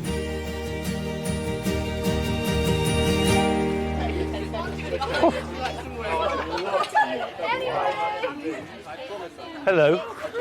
Hello. I'm sorry I'm late. Hello. But well, we're delighted to see you.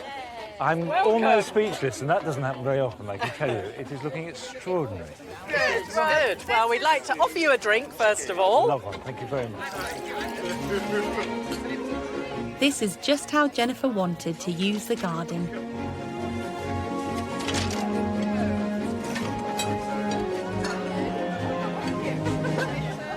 Okay, thanks everyone for coming. This is to Jenny and Monty for making it happen.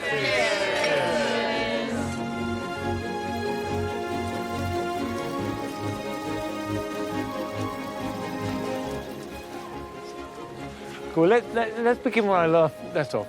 I remember we pruned the olive, and it looks great, and it's recovered from its traumas of being moved here. And so have I. But the water feature, that wasn't there, and we vaguely talked about it. I wanted a trough, and I wanted it to be elevated, and I wanted to have a little bubbling thing, and I wanted it to pour water, but I never expected it actually to come together quite so easily. And is that wood it's sitting on? Because Yeah, the wood came from is a broken down table. Everything we've used in this garden has been inherited from our dad, who just collected wood and many other things. And the algae has grown so quickly. Well, I was going to say, I love the green of the algae. It just looks established, doesn't it? Yeah.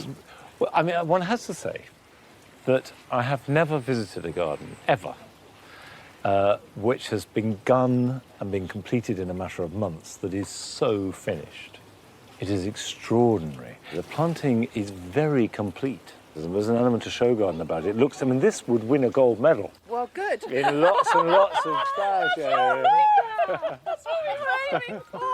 This is a gold medal garden. Well, that's really saying something coming from Monty. But it has come with a hefty price tag. Jennifer has ended up exceeding her budget of £5,000 to £7,000, having spent almost £10,000. But it's all worth it. The more I look at this garden and the more I talk to you two, what really touches me and gets to me is the fact that it has meaning. You know, it's about your life, it's about your father, it's about your mother, it's about your home, it's about your sisters. And that's what makes gardens come alive. Definitely, and that's evolved as we've been doing it more and more. You know, lots of people inherit different things. We inherited buckets and watering cans and secateurs and weather vanes and a lot of old wood, which I'm so happy to have actually made use of. It's been quite hard work. I mean, it's not so much hard work because it doesn't feel like work. It's been very time-consuming. Time-consuming, absolutely, but it's so rewarding.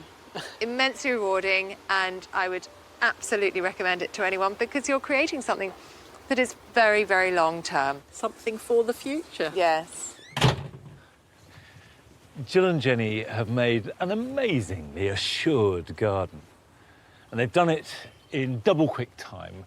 And the result would undoubtedly win a gold medal at most flower shows. It's a lovely space, good for entertaining and relaxing and gardening in. But it's not that I like most about it. What I really like is that it is a celebration of sisterhood, that they've made something out of their past, their present, and their future. Do you dream of having your own special outdoor space? A small garden that you can admire, enjoy, and call your own. And then you stop and think, I have no idea how to make it. Well, you're not alone. Over the past year, Monty Don has travelled up and down the country, visiting amateur gardeners and working with them to make their dreams come true. He's cast a critical eye over their plans. Don't be too horrified, okay, Monty? Everything's possible. I know it seems unusual. It's just profoundly unusual. And given advice. Just pinch that off. But they took so long to grow. He's got stuck in. Oh my goodness. And everybody has worked incredibly hard. Look at the size of that! The results are truly exciting. It's really nice. I do believe that everybody, however small their garden, can cultivate a big dream.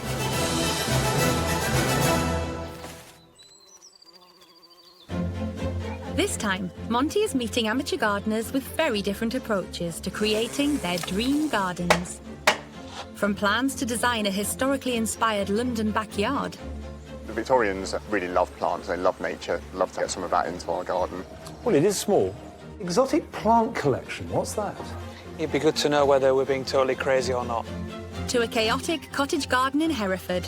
I want to look out the front door and for it to look like a united garden rather than just bits everywhere. What you're looking at is one of the grandest, most expensive, extravagant structures in the history of gardening. And that's what you want.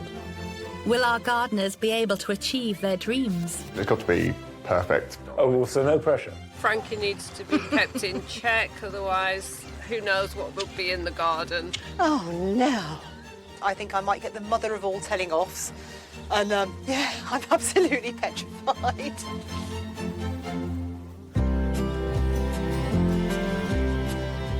Our first garden belongs to Frankie, a fundraising manager and keen sailor from Hereford. She bought a house 8 years ago and has been trying to create a dream garden ever since, often under the watchful eye of her mum, Pat, a retired hairdresser. Frankie's garden means a lot to her, even more so after her older sister Jane was killed in a tragic accident 5 years ago. I think having the garden got me through the time after the accident, because you could just go out there, weed, and when you're in the garden, when you're doing the actual act of gardening, you just forget my saviour in a way, and that's why it would be fantastic to have it looking gorgeous, you know, to put something back and thank the garden as well for looking after me. And at first glance, it doesn't look in bad shape for the time of year. It is an English cottage garden, and I want to keep an English cottage garden. I want to look out, come out of the front door, and for it to look like a united garden, a cohesive whole, rather than just bits everywhere. You want it to be quite magical, I don't do, you? yeah.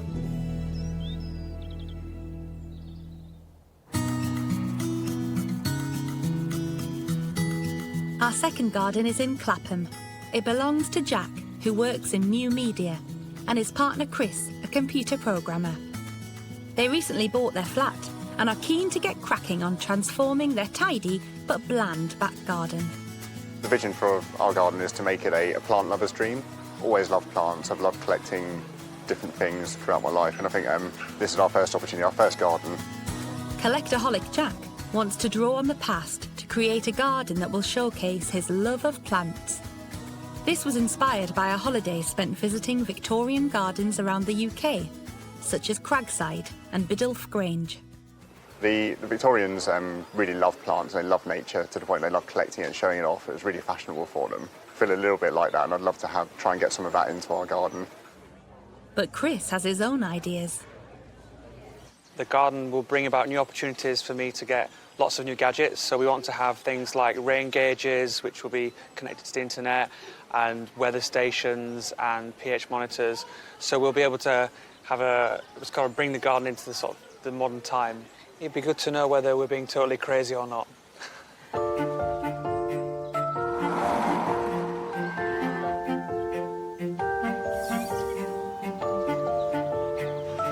It's March, and in Hereford, a very excited Frankie is preparing to meet her idol, Monty.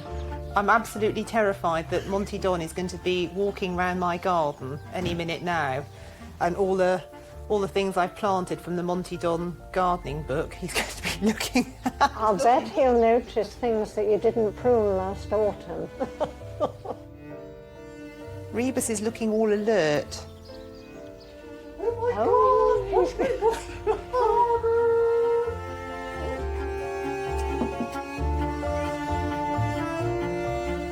Hello. I'm Frankie. Hello, Frankie. This is my Hello. mum. Hello. Very nice to meet you. And you. This is your garden. So why do you want to change it? It's not complete and it's not whole. What I want to do is keep the nice bits, but take my grotty bits, that's a long-awaited pond. Have a pond. So you want a pond in there? Yeah, with a sort of slight Roman ruin twist, Right. which I hope you can help me with. Rome in an English cottage garden setting. Then leading through into an orchard area up there. Lovely fruit trees with daffodils and irises underplanting them, and just have a lovely meadow area, and to try and make the whole thing link up. Possibly past a mudhead, but that's slightly controversial. What is a mudhead? Like they've got the Giant's Head in the Lost Gardens of Heligan. If it's in terrible taste. There are. It sounds appalling taste. There are. I'm not very keen on them, but then it's your garden. Well, I thought it's like it's an English cottagey garden. What's prompted you to do these changes? Why now? Well, it's a sad story, really, because my sister, she was killed about 5 years ago in a train crash. The garden's been kind of my saviour. It's got me through. And then last month, out of the blue, I got a cheque, a compensation cheque for £4,000. So I just think that cheque from my sister is like a gift to me from my sister to do something that I love, that makes me feel good. So that's your budget? Yeah. It's a nice idea, that, isn't it? It's I think Jane would love it. Yeah. Then there's no question, you have to do it. because it's the right, joyful, positive thing to do. What I would advise above all else is preparation, preparation, preparation. Coupled with a nice cup of tea. Here we go. Come on, Rebus, you can put the kettle on. It's time for Monty to see whether Frankie's unusual ideas make any more sense on paper. But when Monty sees Frankie's plans, he spots a big problem. What's apparent is that it's random. Things are left out, things are put in, and it's floating. It's not accurate, and nothing is connected to anything else. Frankie wants to use a derelict space to create a Roman-style wildlife pond, complete with wooden ruins. An orchard with a wildflower meadow underneath. Next to this, an enormous mud head completes her dream plans. Each item, pond, head, orchard, is seen as totally separate. They have to be connected. Yeah. And the obvious and simplest way to do it is with a path. You need to work out where your paths are going to be, Yeah. and they are as important as the beds. Also, your face, your head. Tell me what you mean by a mud head. This is a photo that Mother took of the giant's head in the Lost Gardens of Heligon. You see this head literally coming out of the ground with amazing planting on the top. Not easy. No. Really not easy. I mean, just the undercutting of the nose and how it's held, and I can't believe that's mud. No, if it was simple, everybody would have one. I promise you they wouldn't. Why not make a topiary head? Oh, I'd love a topiary head. Well, it can be done. Monty thinks that the mud head should be scrapped and replaced with topiary. Frankie should add paths that will connect up different parts of the garden. He suggests covering the back wall in trellis and growing plants on it. And he wants her to rethink her dream pond. Now, blimey is what I say. Here we have Hadrian's Villa, which I've been to a number of times. What you're looking at is one of the grandest, most expensive, extravagant structures in the history of gardening. And that's what you want. If you're going to dream, dream big. I don't quite want the Roman, I want the feeling of Hadrian's Villa in the garden. Forget your Hadrian's Villa and your pillars and all the rest of it. That can come later. Yeah. Monty wants Frankie to focus on the shape and size of her pond. And he's determined to help her make these decisions while he's around to supervise. Luckily, some of Frankie's friends have also come along to lend a hand. Hello, I'm Monty. Catherine. Catherine. Nick. Nick, nice to meet you. Chris, pleased to meet Chris, you. and you are? Mandy.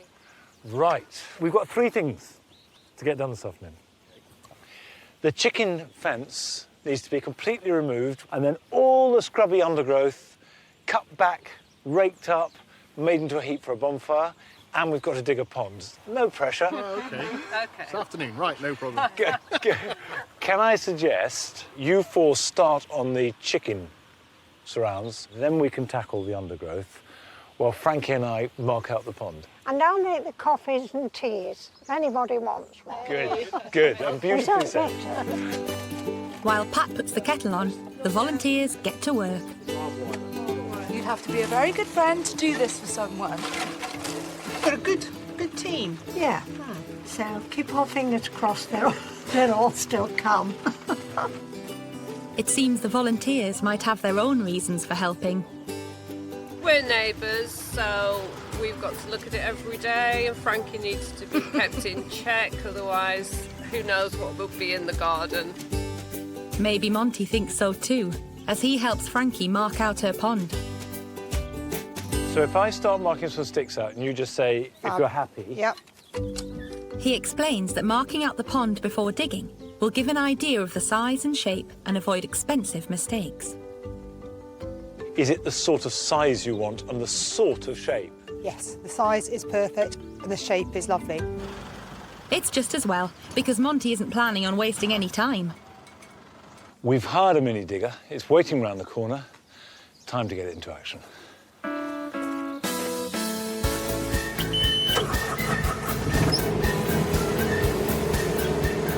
It's Monty Don in my my goodness. Watch out. Monty in a digger, that's all a girl needs. I mean, it's exciting seeing Monty Don come down your garden path, but seeing Monty Don in a mini digger coming down your garden path, it's just like, you want to go and have a lie down and palpitations, basically. With the pond dug out and the plan agreed, Monty leaves Frankie with some homework. I will come back in a few weeks' time to help with the planting, by which time I would expect that top area to be cleared, raked, prepared, and then we can think about planting. Frankie's plan is fascinating, but totally ignores paths and entrances and steps and exits. The practical bits and pieces that, if you don't get right, don't hold the garden together. I now see that if I'd have started on my own, it would have been horrendous. He's nailed it, and we're going on the right track, so I feel confident that I can get on with it.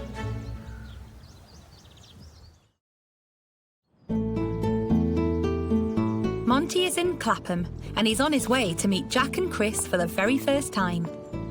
Just keep it chilled, because I know you're a big fan. So. Okay. I'll be calm.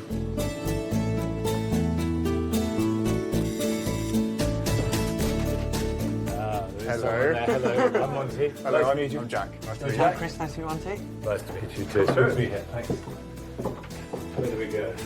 The garden's down this way. But what will Monty make of their tiny 30-metre square garden? Well, it is small. Yeah. It is small. But it's a nice space, isn't it? It feels good. Yeah. It's very nice. We do love it. It's a great space, but it doesn't have that wow factor. Jack hopes that his plans will add that wow factor. We're going to put in a living wall down the side full of ferns. Right. That's our modern take on a Victorian fernery, which is something we're really excited about. And then just otherwise, it's just lots and lots of colour. So you're the gardener, and what about you? I'm the labourer. Okay. I like the sort of technical aspect of it, so we've got lots of gadgets around the garden that I was able to get. I mean, for someone of my generation, it's an interesting angle, to come at it. What in particular are you thinking of planting? You talk about wow plants, big impact. What have you got in mind? Definitely dahlias, so they need to feature heavily. So I think particularly some of the really giant... Why do they need to feature heavily? I love them. Right. Because they're so large and loud and colourful and bright. What's your budget? £2,000 for everything. Okay. So that includes all plants and all of the pots. Aside from the budget, there's something else that could really scupper their plans. We're going to be having some work done. We're going to be moving the bathroom and having some nice double doors at the back and another door out into the garden. So you are going to be reshaping your house at the same time as you're making the garden? We are. Has it not crossed your mind that the builders will have mess and rubble and that it'll spill out into the garden? It has, but we'll have to manage that. Let's hope those aren't famous last words. Jack and Chris want to make the most of their small space by cramming it with plants in both the existing beds and dozens of pots. At the back, they want to create a living wall packed with ferns. And in the centre, they want an area to entertain guests. As soon as Monty sees Jack's plans, he notices something unusual for an amateur gardener. Along the side here, you've got dahlia and exotic plant collection in large plots. Exotic plant collection, what's that? I am a bit of a collector, so once I start collecting things, I want more of them and to get the full set. But I think also it adds variety and interest to people. And when it comes to his collections, Jack refuses to settle for anything but the best. It's got to be perfect, so once you start... Oh, well, so no pressure. So you've got to go for it, and it's got to be perfect. Yes. Big challenge. Good first time for everyone. So the big dream is to have the perfect garden, the perfect collection. One of the standard design tricks or rules even in small gardens, it works very well to have fewer things but bigger things. A few really big things give you more room because it ups the scale. Lots of little things make it seem cluttered and crowded. Monty understands Jack's vision, but thinks that he needs to control his collecting habits. He suggests scaling back on the number of plants in the garden, which will open up the space. I think there's a few things that jump out where we'd love to have your help. Dahlias is one of them. Yeah. I would love advice on that because I love them, never grown them before. But also I think for us it's that the living wall of ferns, making that work. We'll need to do our research and see what's best, you know, for the space we've got. I have to say the combination of gardening and high tech is not one that I've ever really come across. It's much better having someone here than reading it in a book or online. I think you get a lot more, and he's got so much experience, so we'll try and draw out as much as we can. This could be the beginning of something very special, and I genuinely can't wait to see the end result.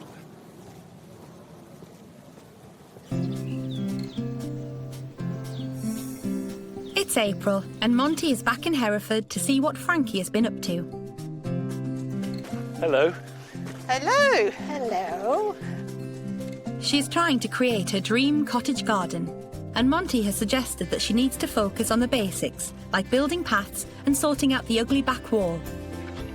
As ever, Frankie's trusty team are hard at work. I like the green paint. It makes a difference, doesn't it? Yeah, it does. It gets rid of that horrible grey. Yeah. And are you going to put the trellis along or not? Yes, there's a place up the road that does lovely cleft chestnut. Now, tell me about these trees you've got, looking very new. I've got an apple, a pear and a quince. Wonderful. Now, where do you want them to go? Along the back ridge, Can you I show think. me? Can you show me? Put sticks where you think they ought to go. Frankie seems to like being instinctive with her planting ideas. I'd like the quince at the front because I like the quince blossom the best. Right. I'm not sure if the pear should go there because it's near to the other pear, and that might help it pollinate. The proximity for pollination is utterly irrelevant. Okay, As long as it's within the same garden, we'll be it's fine. Oh, good. The other thing to bear in mind is that apples need best drainage. Right. Pears need good drainage and can cope with a little bit less sun. Quince prefer it to be slightly moist. So I would always plant my quince at the bottom of the slope, not the top. So if we put that there, like that, it means that the quince, which we want as low as possible, I can take a bit of shade. Again, as a bush, doesn't want to come much lower than that. Could come back a bit like that. Yeah. So there. See, I would plant another one here. Now, how's that looking? That looks really orchard-like. Good. So let's get planting. Monty explains that when planting a tree, always dig a bigger hole than you think you need.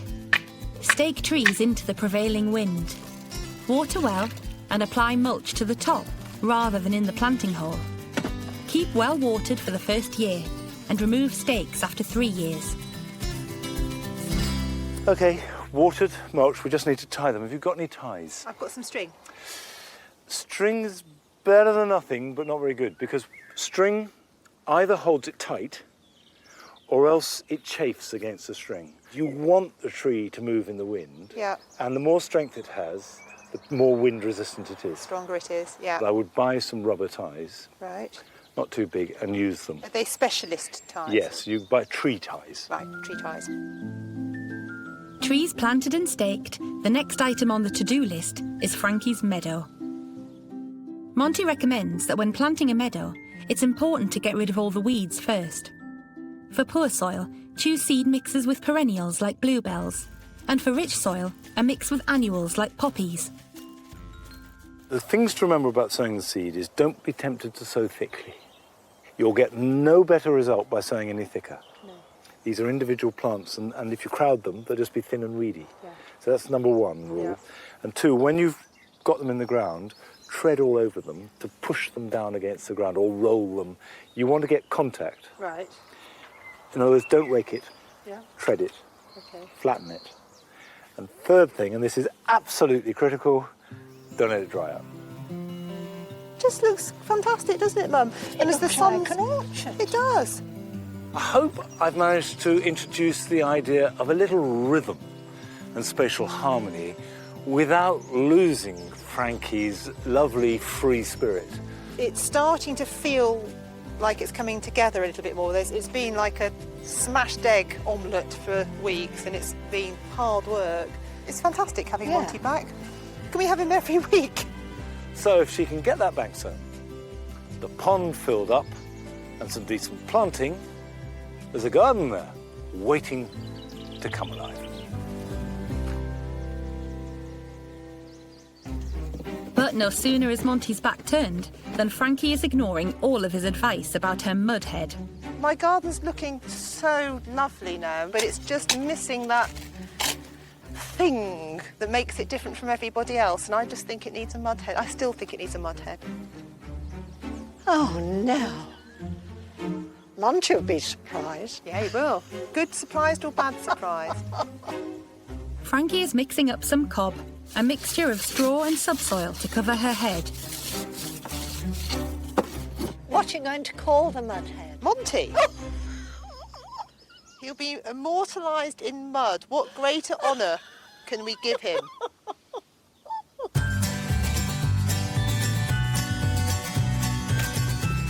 Look at that! It sticks! I feel like a master sculptor. And along with some help from her volunteers, the mud head is brought to life.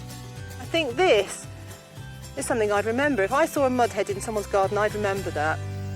Yes, Frankie. But what will your hero Monty feel when he realises you've ignored his advice? Back in Clapham, Monty's visit has spurred Jack and Chris on, and they're keen to get on with building their fern wall. To turn their dreams into reality, they've had to get some help from Mum and Dad. I think he would rather we all backed off and he could just get on with it. But he's really good. He knows what he's doing. Green walls like this are being used increasingly to bring vegetation to urban settings, often with architectural touches. These larger designs need special racks and watering systems.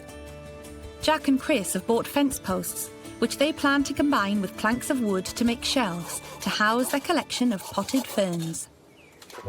It isn't long before it all starts going a bit wrong. There, stop. There's something there. Stone.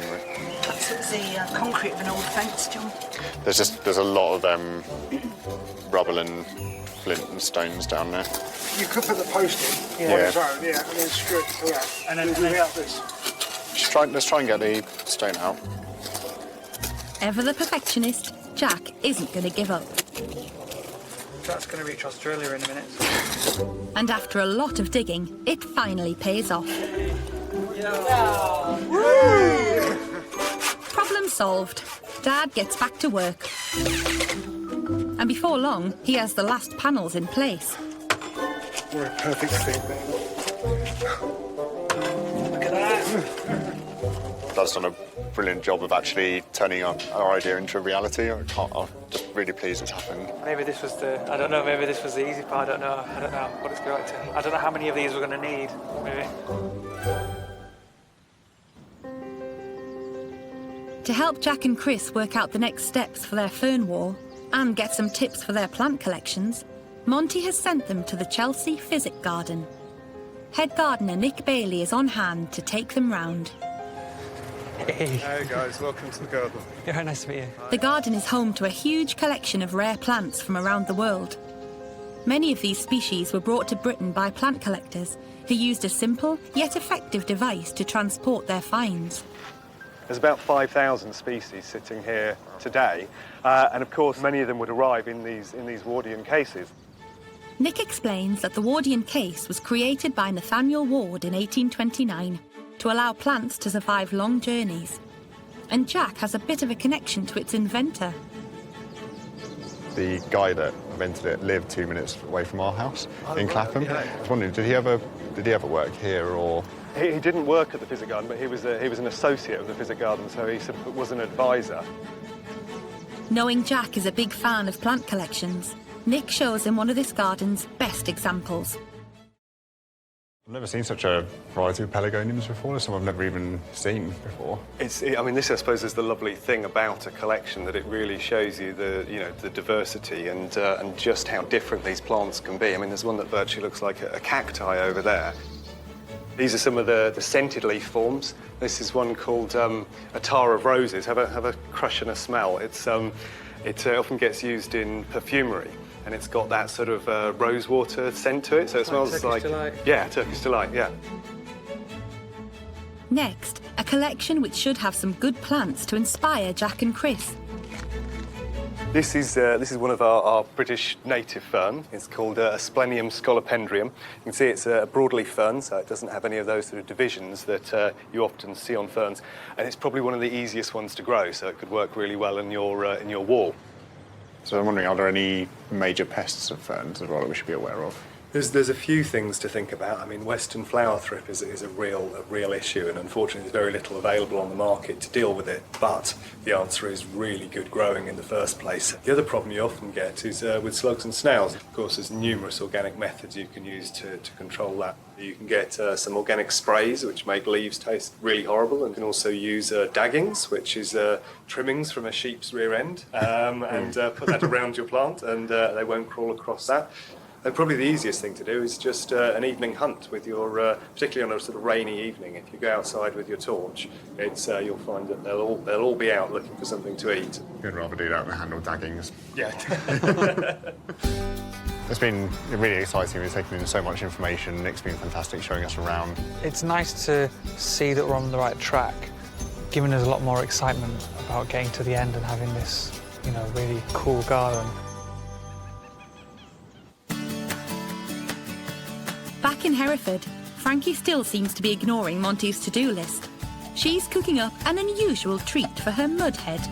So you've got lots of moss, lots of yoghurt, and there is a moss milkshake.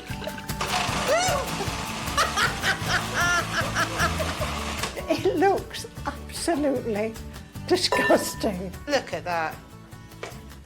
Try some. No! Here we go. Pour that in there. Lovely. This is going to be painted on the front of the mud head. Yes. And the idea is that all those little bits of moss will stick to the mud head and spread so that the whole of the face of the mud head will be covered in moss and be green. So it won't look muddy, it'll look green and gorgeous.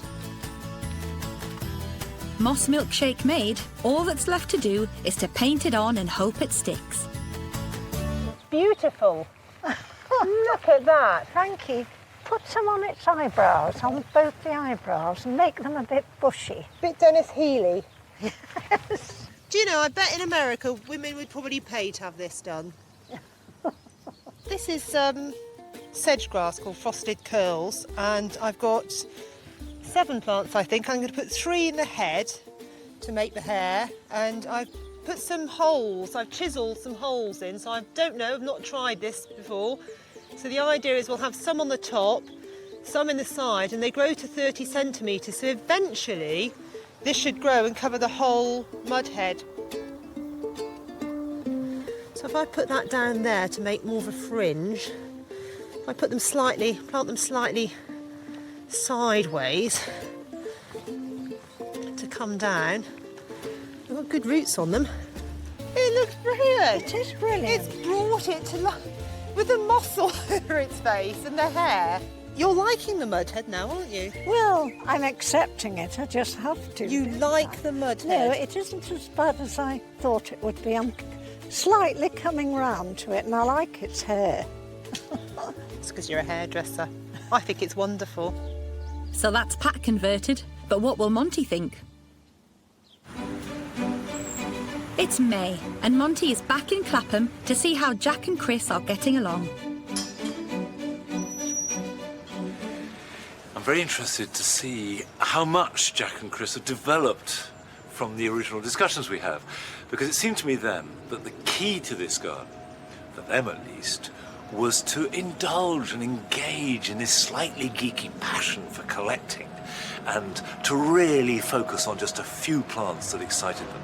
Jack and Chris are creating a plant lover's paradise, packed with dahlias. They're also making a living wall full of ferns.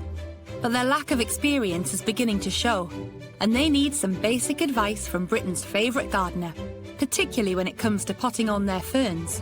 We need to put up the ferns because some of them are coming bare root, others are coming in small pots and they need to be put into bigger size. We want Monty to help with it because we've never done that.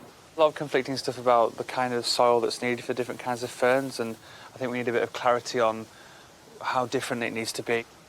My feeling is you do more damage obsessing about details of compost than just buying a good bark-based, peat-free compost. If you want a little bit more drainage, add some vermiculite, horticultural grit or perlite. If you want to hold moisture a bit more, you can buy either a soil improver or make your own garden compost and add sort of 20% of that to it.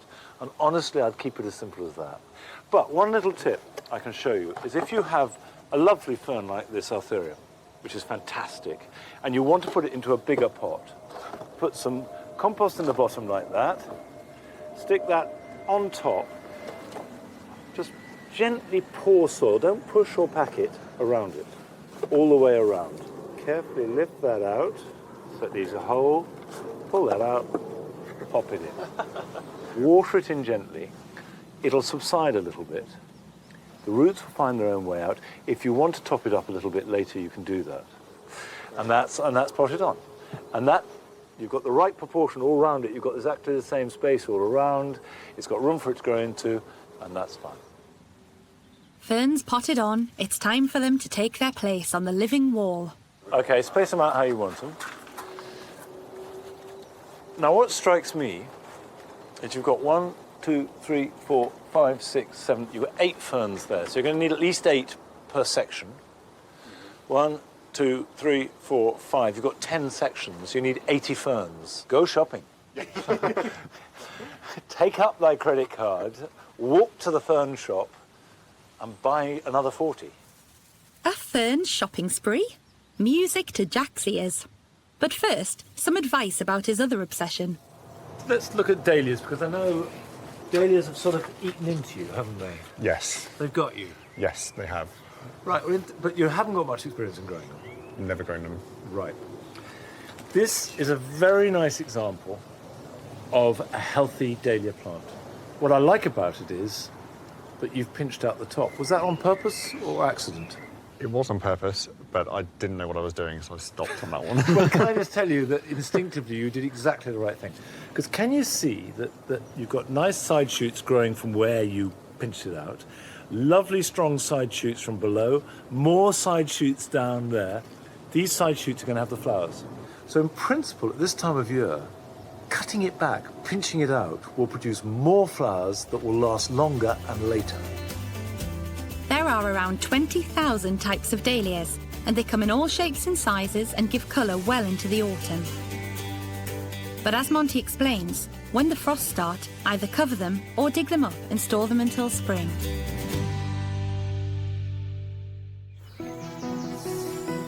It's early summer, and Frankie and Pat are about to get a masterclass in what goes into giving a garden structure and form. They've travelled to Brian's Ground, a stunning arts and crafts style garden, to meet one of the owners, Simon Dorrell. Hi. Hello. I'm Frankie. Hello, Frankie. I'm Simon. Hello, Simon. Nice to meet you. And this is my mother, Pat. Hello, Pat. Hello. Lovely to meet you. Lovely to meet you. Welcome as to well. Brian's Ground. Your irises are just beautiful. They're looking splendid, aren't they? It's stunning. Really lovely. Let me show you the rest of the garden. Looking forward to it. Set over 8 acres, the gardens at Brian's Ground have been created from scratch by the present owners over the last 22 years. They meticulously planned every inch of the space and did all of the planting and landscaping themselves. Principally, I thought that the garden should have a very close relationship to the house. So a lot of the vistas that are the backbones of the garden emanate from doors and windows in the house. So I took canes and string and I laid out vistas across the garden, which today form the backbone of the design. I planted many more hedges and avenues of trees, and I've used a lot of topiary as well, because they're wonderful at articulating that space. And they have wonderful form and structure. The thing with my garden, and Monty said it just looks like a load of borders plonked in with no structure.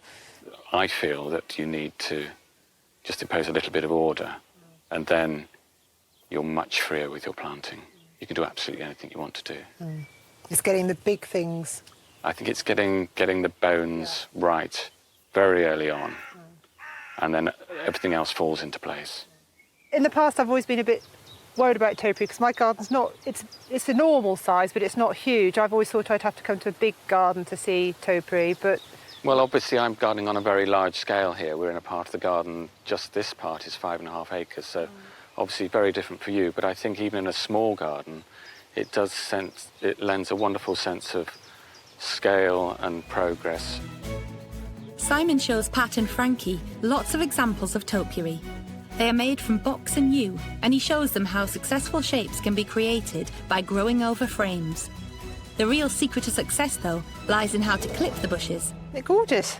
Yes, this is yew topiary. Yeah. And here I clipped it into a pyramidal form. These I cut twice a year. Right. You can get away with cutting them once a year in about September. What do you use to cut them with, Simon? Well, I use hand shears. I know a lot of people use electric shears, but I like to use hand shears. Yes. I think it's a much closer cut, and you can refine it as you go along, really. I would think that this is quite difficult to do this kind of cutting because it isn't a straight line down. No. Like that. It takes a degree of concentration, but you do get your eye in quite quickly. Do you? And if you lay the shears on the plane and cut across, you can get this flat face. I'll show you what I mean. I see, you cut across and Yes. not down. So I'm going across like that all the time, not taking very much off. So I think you should have a go, see how you get on. Yeah. Hold your stick. And make sure you're side on to the plane. Absolutely brilliant. Looks like our retired hairdresser, Pat, is a natural. Oh, you can come and cut all my topiary for me. You've got the job. For Frankie, the visit to Brian's ground has been a revelation. Coming here, you can see that you can put the structure, the topiary, the fencing, the lines in, and still have this gorgeous, gorgeous planting. And it's just fantastic. This is just the sort of garden I want to take my shoes off and run round in the morning, which is what I wanted from day one.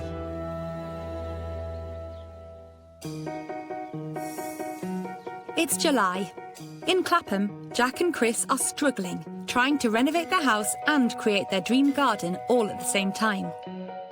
But even building chaos can't stop Jack's plant collecting. Add to the pile. Brilliant. I promise these are some of the last few to arrive. I don't think we can take any more. I think the main challenge is when the first work started, there was loads of dust, and it was a bit of a panic at that point.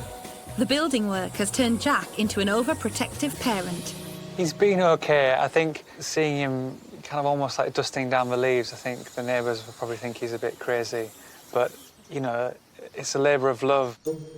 And Chris has been busy too. So this gizmo is one of Chris's additions to the garden. It's a rain gauge. Chris is really obsessed with gadgets. I think he loves tracking every part of his life, from his heartbeat to how much rain and how much pressure there is every day, to keep a record. And I think he's actually got more into gardening because of it.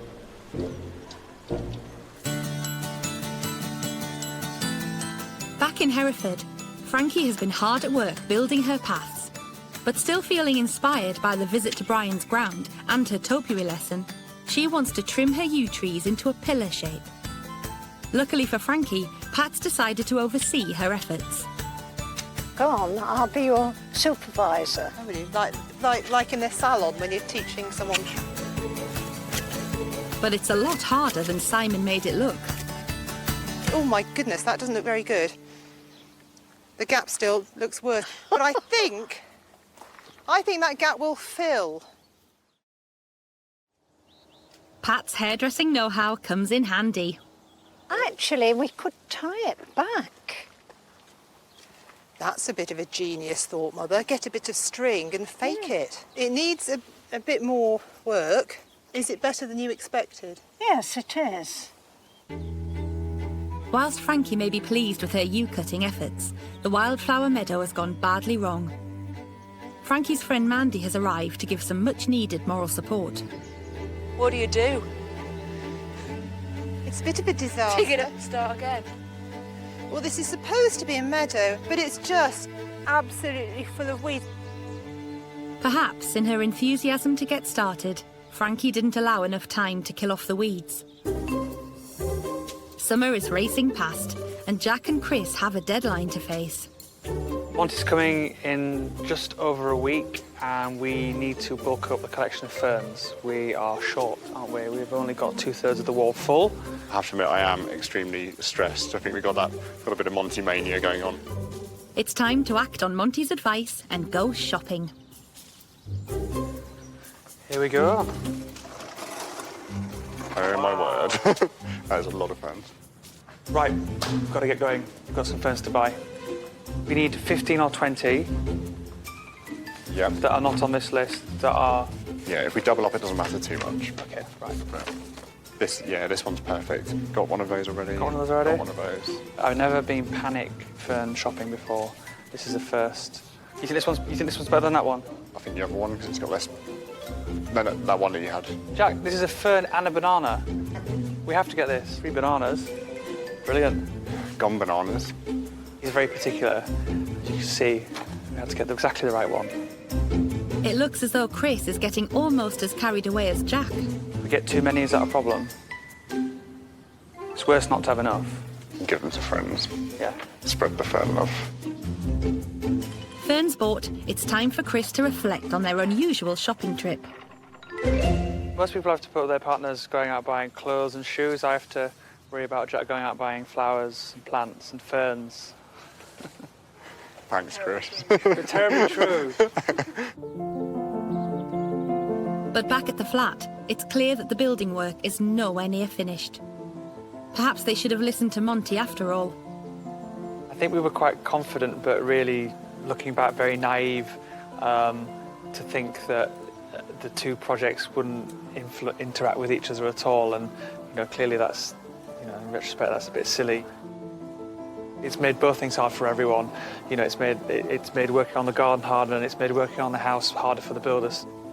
I'm panicking if we can actually get it all done in time, honestly. It's going to be a really interesting few days before the party. I think we're going to have to really pull out all the stops. Over the next week and a half, Jack and Chris move heaven and a lot of earth to get their garden finished in time for the party.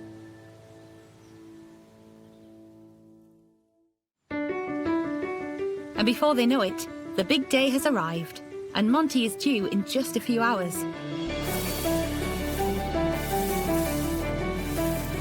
We haven't got time to pick it all up, so we're just going to sweep it under the outdoor equivalent of the carpet, which is under a fern. They're quite useful for that. Really excited about the party, but extremely nervous as well. Everything still needs loads of prep doing. I don't know what to do with them. While Jack is fussing with his flowers, Chris is showing off his gadgets. One of the things you can do is you can talk through the camera, so Jack can talk to his plants when he's out. I have been known to talk to the cat, but not to the plants. Be out into the garden now. As ever, no detail is overlooked by Jack, not even a speck of dust. Essential party preparations, labelling the plants, never mind the food, to make sure every plant's got a label. 414 plants accounted for.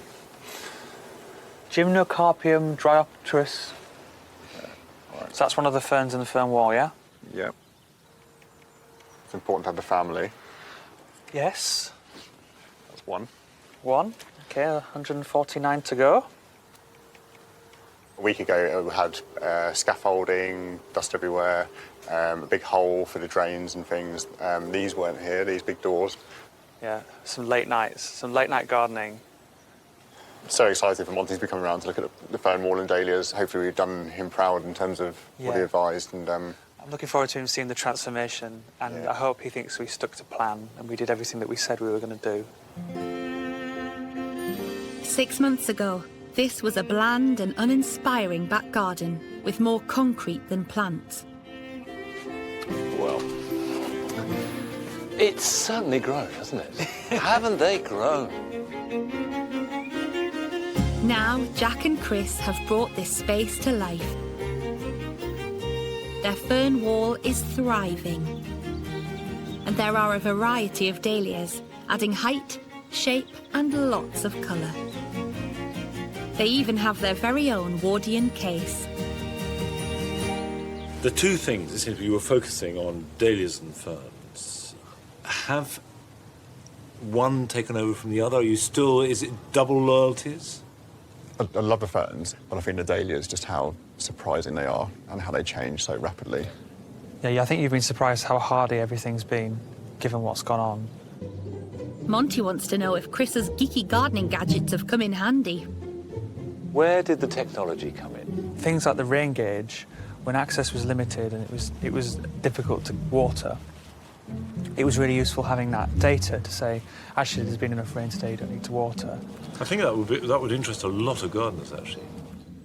Jack's obsessive cataloguing hasn't gone unnoticed either.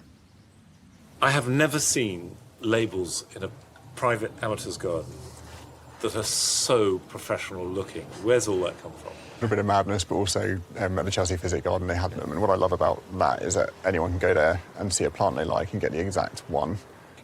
It's sort of, I mean, without being patronising, it's sort of sweet, but it's also a bit bonkers, you've got to admit. It is a bit bonkers and it's a bit over the top, so I've enjoyed it. Time to hear the verdict from some of their friends.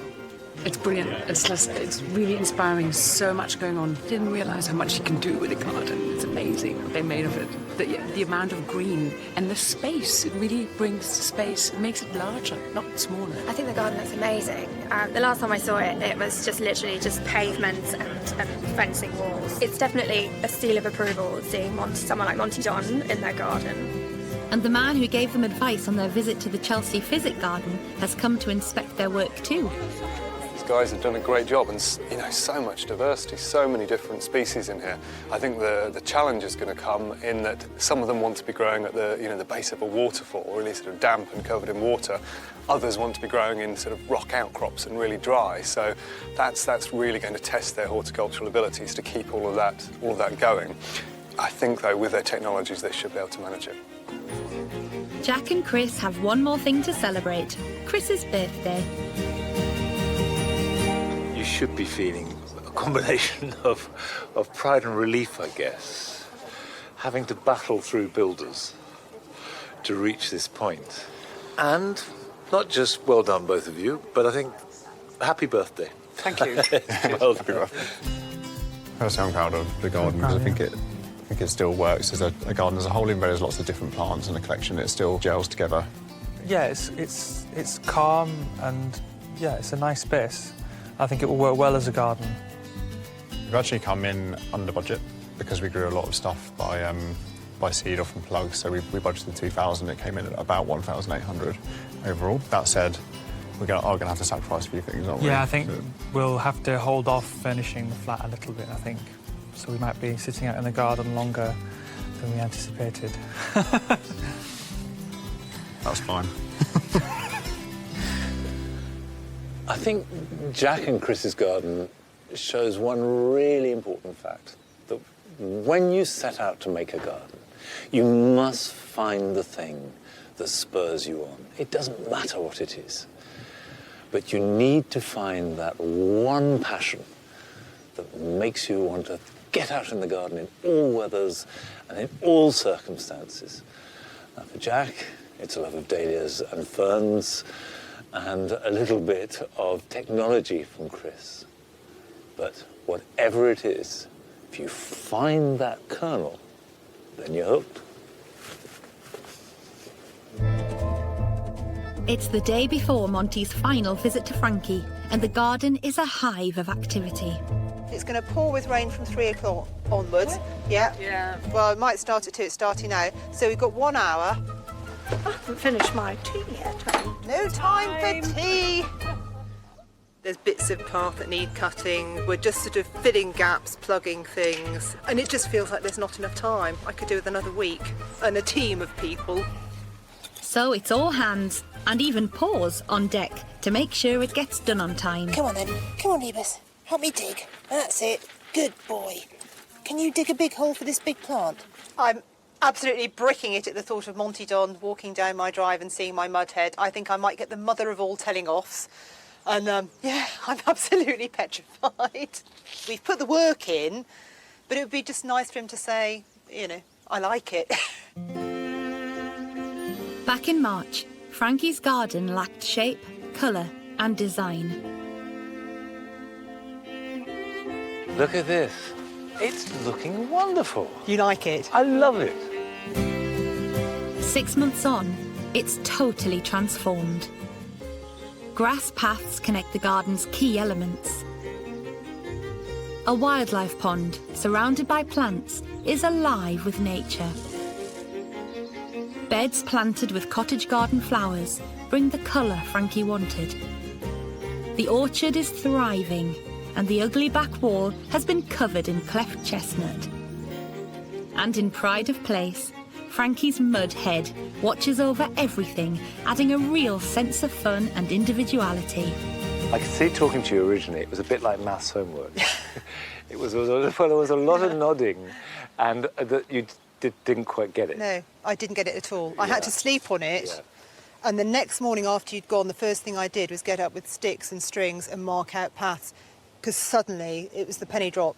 What happened to the sort of Greco-Roman villa that was going to be there? Hadrian's Villa. Hadrian's Villa. From Oh. Oak. From Oak, yes, that was the idea. Was that a jettisoned, sort of woke up bolt upright at 3 o'clock in the morning and thought, what am I thinking? No, it's when you said that Hadrian had 4,000 slaves to build it, and I didn't.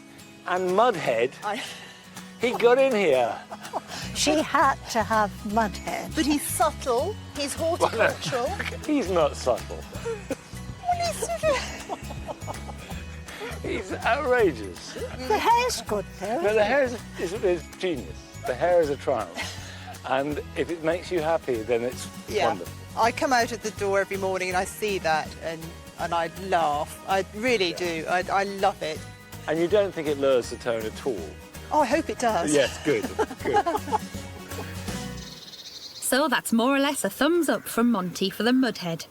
Next, an inspection of Frankie's skills at clipping a yew into the beginnings of topiary. Ah, yes, I remember this. So you have cut it back a bit. We've cut it back quite a lot. That is actually a real mistake. Oh, is it? Yes. Never tie any plant, any living plant, with wire. That will cut into the bark. Yeah. Always tie things up with softer material than the thing you're tying. Right.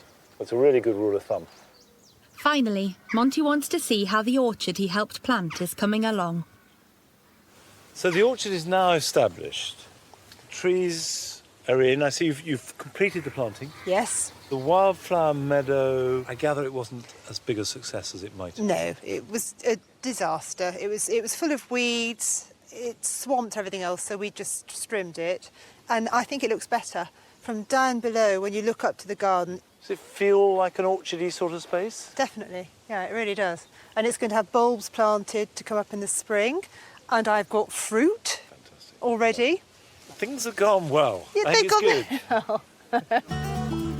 As Pat and Frankie's friends start arriving, it's time to toast the garden and all of the hard work and people that made it possible. When I first came here, I realised within a minute or two that this was a madhouse. And that the garden had some lovely things in it and some lovely bits, but it was chaotic. It was all over the shop. But, and it's a big but, the transformation has just been wonderful. And I've seen a lot of gardens in my time. And this has given me as much pleasure today as almost any. It's a joy. I know exactly what it takes to do all this. Masses of laughter, perhaps some tears, and it shows. Gardens are not about plants, gardens are about people. I would just like to thank everybody for coming today. Don't want to get weepy, although it's coming. The garden has come about because of Jane, my sister, and you all know and love Jane, who died 5 years ago. And this has been her last gift, and we've had such a blast, haven't we? Absolutely. Here's to Jane for still making things happen. Still for making us feel better. Thank you, Jane. Jane. Very good. Let's drink.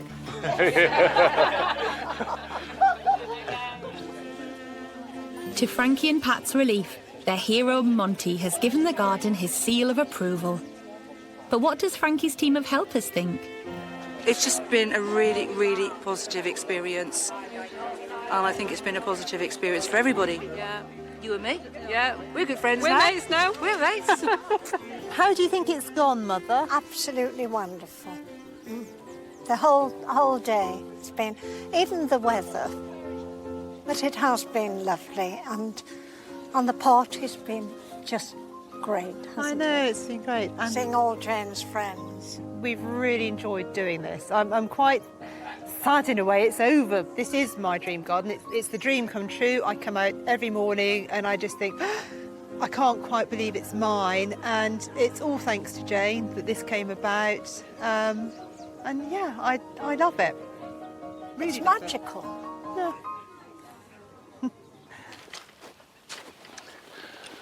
I've really enjoyed everything about this garden. I'm very pleased that I've played a tiny part in its evolution.